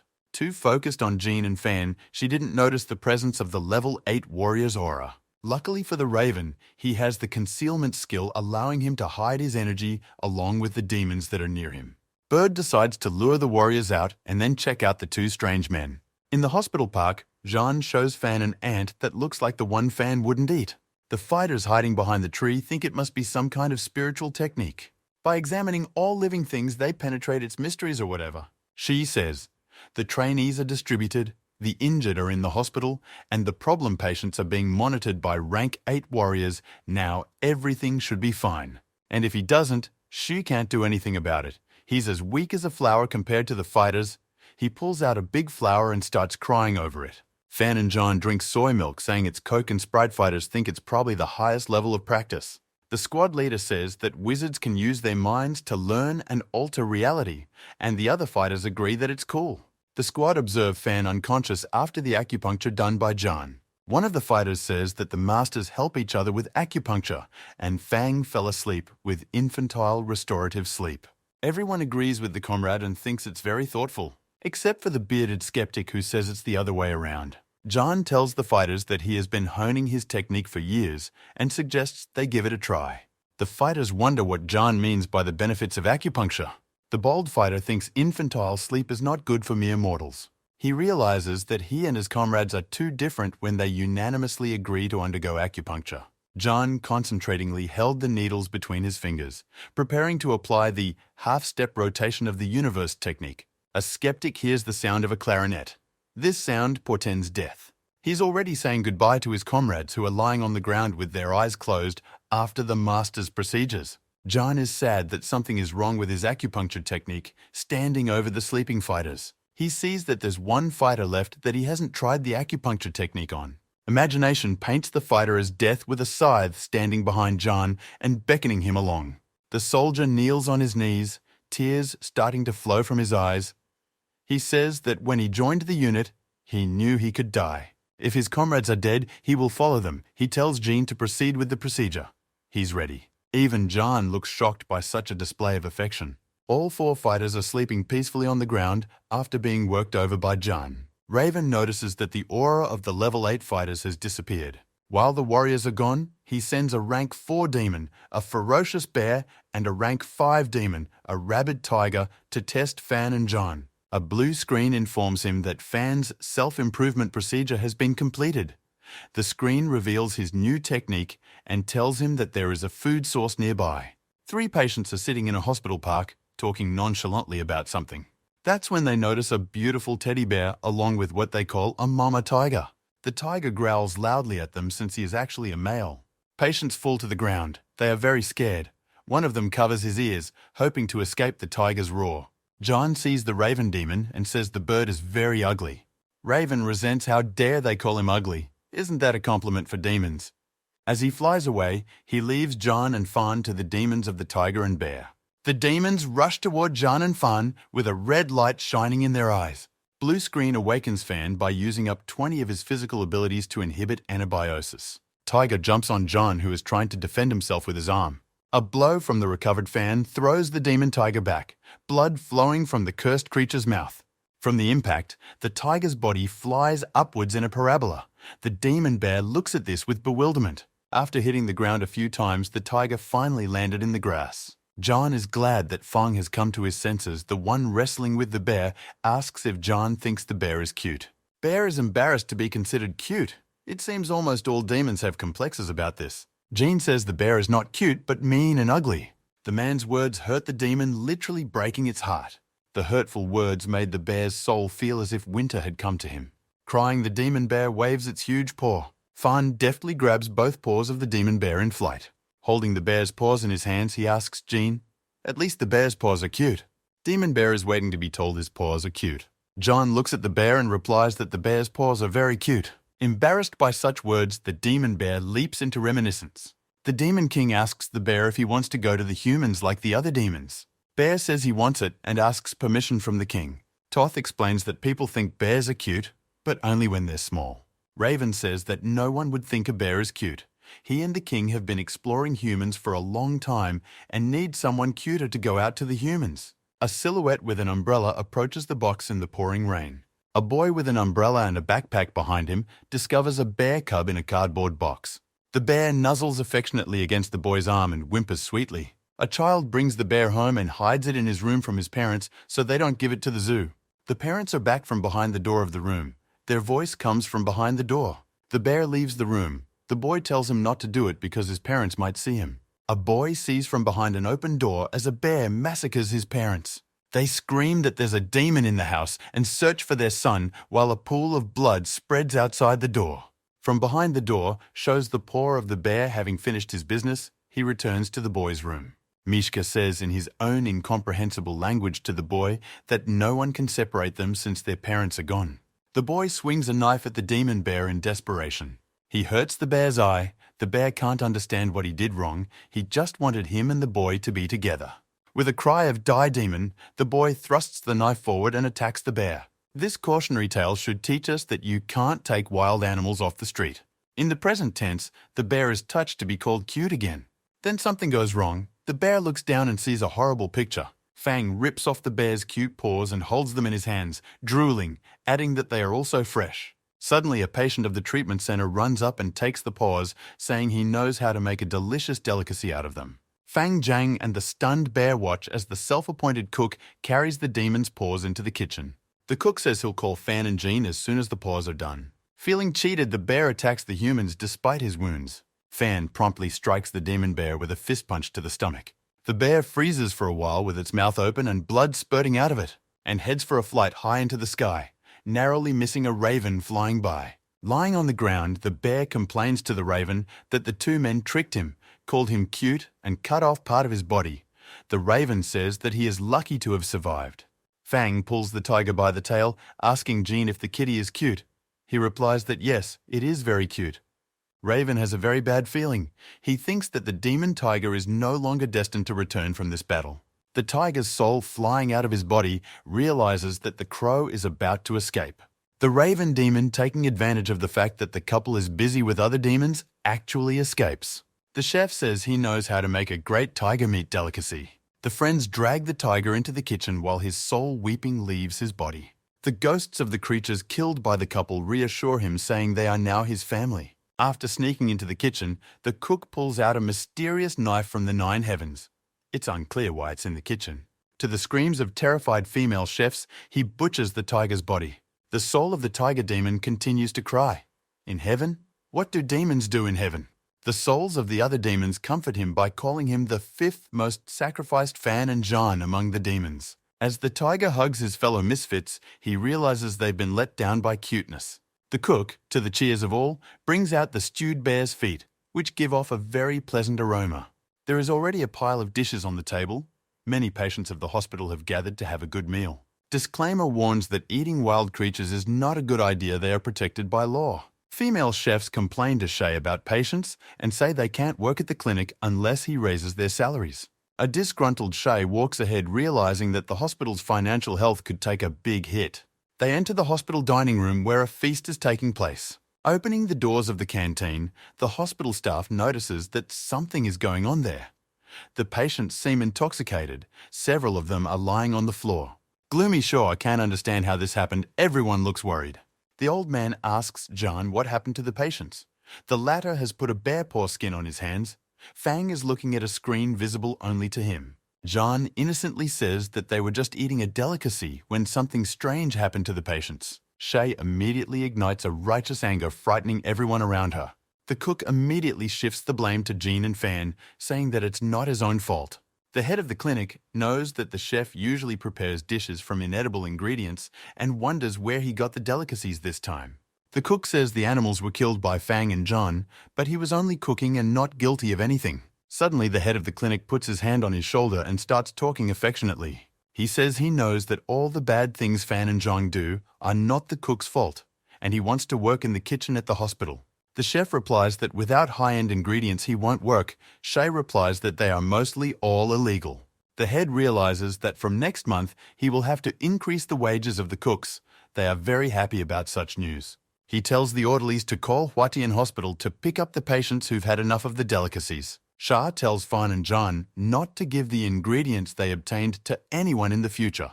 To himself, the head of the clinic wonders if he'll even be able to die his own death. The 4 soldiers of the Sacred Defense Squad wake up from the effects of the acupuncture done by John. One of them remarks that it was an infantile dream inflicted by the masters. No wonder the troops slept so long. The girl notes that her skin has become smooth. The guy says he's full of energy. The bearded fighter says they missed the main point. They all went to rank 9. The fighters are surprised that regular acupuncture moved them to rank 9. Ayu tries a rank 9 defense formation and succeeds. All the fighters are delighted by this, especially his beloved. Ayu says to thank the masters for the promotion to rank 9. A mechanical bird arrives and informs that the squad is ordered to return to headquarters immediately. Ayu wonders what about the trial for the newcomers. The bird tells him that level 4 fighters have already been sent in their place. Ayu sadly thinks that he will have to postpone thanking the masters until he returns. The whole squad is alarmed. As they leave, they continue to rejoice that they were able to break through to the 9th rank thanks to the help of masters. Headquarters meeting, woman says energy waves from an 8th rank demon have been detected. One of the fighters notices that immediately appeared several demons of the 7th rank, now a demon of the 8th level. This is not by chance. The woman says he's right. If you connect all the points where the demon appeared, you'll get the root of the next point of which will be the reserve. Cyclops notes that there may be a demon camp in the preserve. The woman says it could well be a trap. The demon leaving too obvious a trail, perhaps it wants to lure out the operatives. And that's why they can't send low-ranking fighters there. The fighters report that they've all made it to rank 9. The woman interjects in surprise. Obviously, breakthroughs to rank 9 don't happen often. The fighters, smiling, say they were helped by mysterious wizards. Since there is no time for recertification, the woman simply asks Cyclops if the fighter's word can be trusted. That confirmed that the waves of energy fighters had already exceeded rank 8. They were definitely at rank 9 now. The woman says she's relieved it's probably a trap, not a demon camp. The 9th ranked fighters have a good chance of returning from the mission in full. Ayua says they're sure to return from the mission whether it's a trap or not. Cyclops thinks that the fighters will only be able to return in full strength if they don't face 2 demons above rank 9. He reassures himself that an 8th ranked demon couldn't just give away the location of the camp. It's probably a ruse that the fighters can handle. Then, Cyclops realizes that the fighters have just returned from a psychiatric clinic, and the masters they want to introduce him to are old acquaintances. Arriving at the location, the squad notes that there are no demon energy waves. The place doesn't look ominous. One of the fighters walking through the park bumps into something soft. His face passes through a transparent barrier, which surprises the fighter, but he can't realize what it is for a few more seconds. Water Barrier is a 9th ranked demon's innate ability that can hide waves of demon energy. On the tablet targets start to appear, the system says that a lot of demons of high ranks are detected. The strength of the squad is not enough for the battle. The squad realizes this place is a demon camp after all. Realizing that the forces of their opponents are many times greater, the squad decides to retreat. They're running through the park hoping they can escape. But then a shard of ice pierces the tablet and the fighters realize they've been discovered. At HQ, they lose the Sacred Defense Squad signal the sensor in the tablet was destroyed. A 9th ranked Polar Kitsune demon appears over the heads of the fighters, surprised that the humans managed to find the camp. She says she underestimated the humans. The squad realizes that this is a rank 9 demon with an innate body. They can't handle her. But Water Barrier is an innate ability of another 9th ranked demon, so Kitsune isn't the only one here with such a high rank. Kitsune says they have found the camp, but they can't get out. She rains sharp ice shards down on their heads. The bearded fighter applies the Golden Bell defense technique. A protective sphere appears over the squad. Sharp ice spears slam into her and shatter against her golden defenses. The medic uses a 6-fold recovery technique. That's when another demon, a rank 5 iron-billed woodpecker, descends from the heavens. With its powerful beak, the bird crashes into the sphere and cracks begin to run down the sphere. Ayur uses the purple lightning technique while roasting the demonic bird. But then a whole flock of such birds appears, all of them flying towards the sphere. The woodpecker attack is intensified by a new wave of ice shards from the sky. The bearded fighter is struggling to maintain his defensive technique. The medic girl who heals him realizes he won't last long. Finally, the weakened warrior spitting out blood with his mouth is defeated. The defense is shattered. Through the gap in the defense, demon woodpeckers and ice shards fly at the fighters. One of the demons is a few centimeters away from the fighter's bald head, weakened after using protection. But then, the cane of another squad member rips the entire pack of demons apart. Miraculously rescued fighters sit among the golden shards of the protective dome. Polar Kitsune pivots in midair to dodge the cane blade of the demon-killing woodpecker. As the blade flies towards her throat, she thinks that the fighter who used this technique is really strong. Flying away from the blade chasing her, she thinks that the power of people at rank 9 is really very great. Finally, the blade slams into a tree and literally blows it to splinters as pieces of wood fall from the sky. The fighters join forces to apply the bipolar lightning technique. A purple protective sphere begins to form around Ace. Polar Kitsune uses the ice spear technique and throws it at Ace. At the last moment, Ace sees a piece of sharp ice flying toward him through the gaps in the sphere that is not yet closed. Before he has time to do anything, he sees Aya Xiao rush to stand between him and the spear and cover the guy with his body. Xiao's body is pierced by a long shard of ice in front of the loved one she saved. Asa holds her dying lover in her arms, asking if she is in pain. Ta replies that she doesn't, taking no pains to snuggle up to her lover one last time. In her last breath, she creates a technique for maximum recovery. Ahe tells the head of the squad that his equipment won't last long and that he and the wounded Hu should leave. The head put forward 2 fingers and was performing the portal technique when another bird flew up to the protective barrier. He turns to Hu and tells him to leave. He is very exhausted. Xiao applies the maximum recovery technique on Hu and Chapter. Hu can't understand why she did it. The head yells for Ace to get into a defense formation sooner, but he explains that the technique needs to be energized from the outside. If he enters the portal, will collapse. In addition, Xiao is already at her limit. Ace is unable to hold back her tears.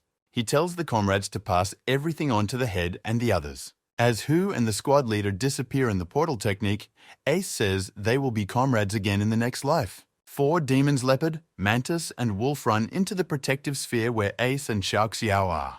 As the demons attack the half-destroyed sphere, the guy tells the girl that he never told her he liked her. Ta catches him saying he just said it. She heard it all. Ace thanks Xiao for supporting him and inspiring him from the beginning. A giant titanic centipede of rank 6 begins to attack the sphere. Xiao says she did all this because Ace is sincere and sweet, and she liked watching him smile. Before the sphere collapses, Ace, continuing to hold Xiao in his hands, uses a destructive technique. She blasts Ace and Xiao along with many demons. Polar Kitsune, looking at the result of the technique, can't understand why people aren't afraid of death. Somewhere nearby, outside the battlefield, the portal technique is activated. A blue circle appears on the ground. Hu and the head of the special team who escaped from the demons appear in the circle. The head says they have to hurry. They have to inform command. Hu sees the chapter trying to attack a strong demon. He uses a defense technique. A golden barrier appears between the head and the demon, which instantly collapses under the demon's foot. It seems the demon is very strong indeed. The demon's foot strike throws the head and Hu a few meters away. They crash into a tree and fall to the ground. There is a trail of blood on the tree. A demon approaches them. From the characteristic hissing, you can tell that the Demon King is in front of them, his silhouette resembling a cockroach. The cockroach monster turns out to be a demon of national rank. Standing over his defeated opponents, he continues to hiss. Roach puts his foot over the head. At this time, Hugh's body pours a golden glow. He does the technique of strengthening his body and takes the cockroach in a restraining embrace. Hu shouts that the chapter needs to hurry up and run away, long he can't hold the demon back. The head replies that the demon's power is much higher than Kitsune's before he doesn't even have the strength to move. But he thinks to himself that it's not important. If it wasn't for the breakthrough to rank 9, he wouldn't even be able to attempt the last technique. The head is enveloped by wind currents. Hu realizes that the head is using a technique from which there is no return. Wanting to help, he creates a strong striking technique and punches the demon in the face with all his might. The blow, however, has no effect. The demon is too strong. The Cockroach King spectacularly kicks Hu in the stomach. He flies into the air. Slamming into a tree nearby, Hu breaks it with his body. Leaning on his cane, the head continues to create his latest technique. The wind dances around him like a brush on a piece of paper. Chapter flashback. He is in a cemetery with Hu and some boys standing by 2 graves. The boy tells the older relative that it's time for them to go back, who replies that he knows it. The child continues that he is scared every time Hu goes on a mission in case he doesn't come back like the boy's mom and dad. Their son was a baby when they died. He doesn't want the chapter to suffer the same fate. Orphan says he will not stop the head, but hopes that if he decides to die, he will remember that there is a man waiting for him.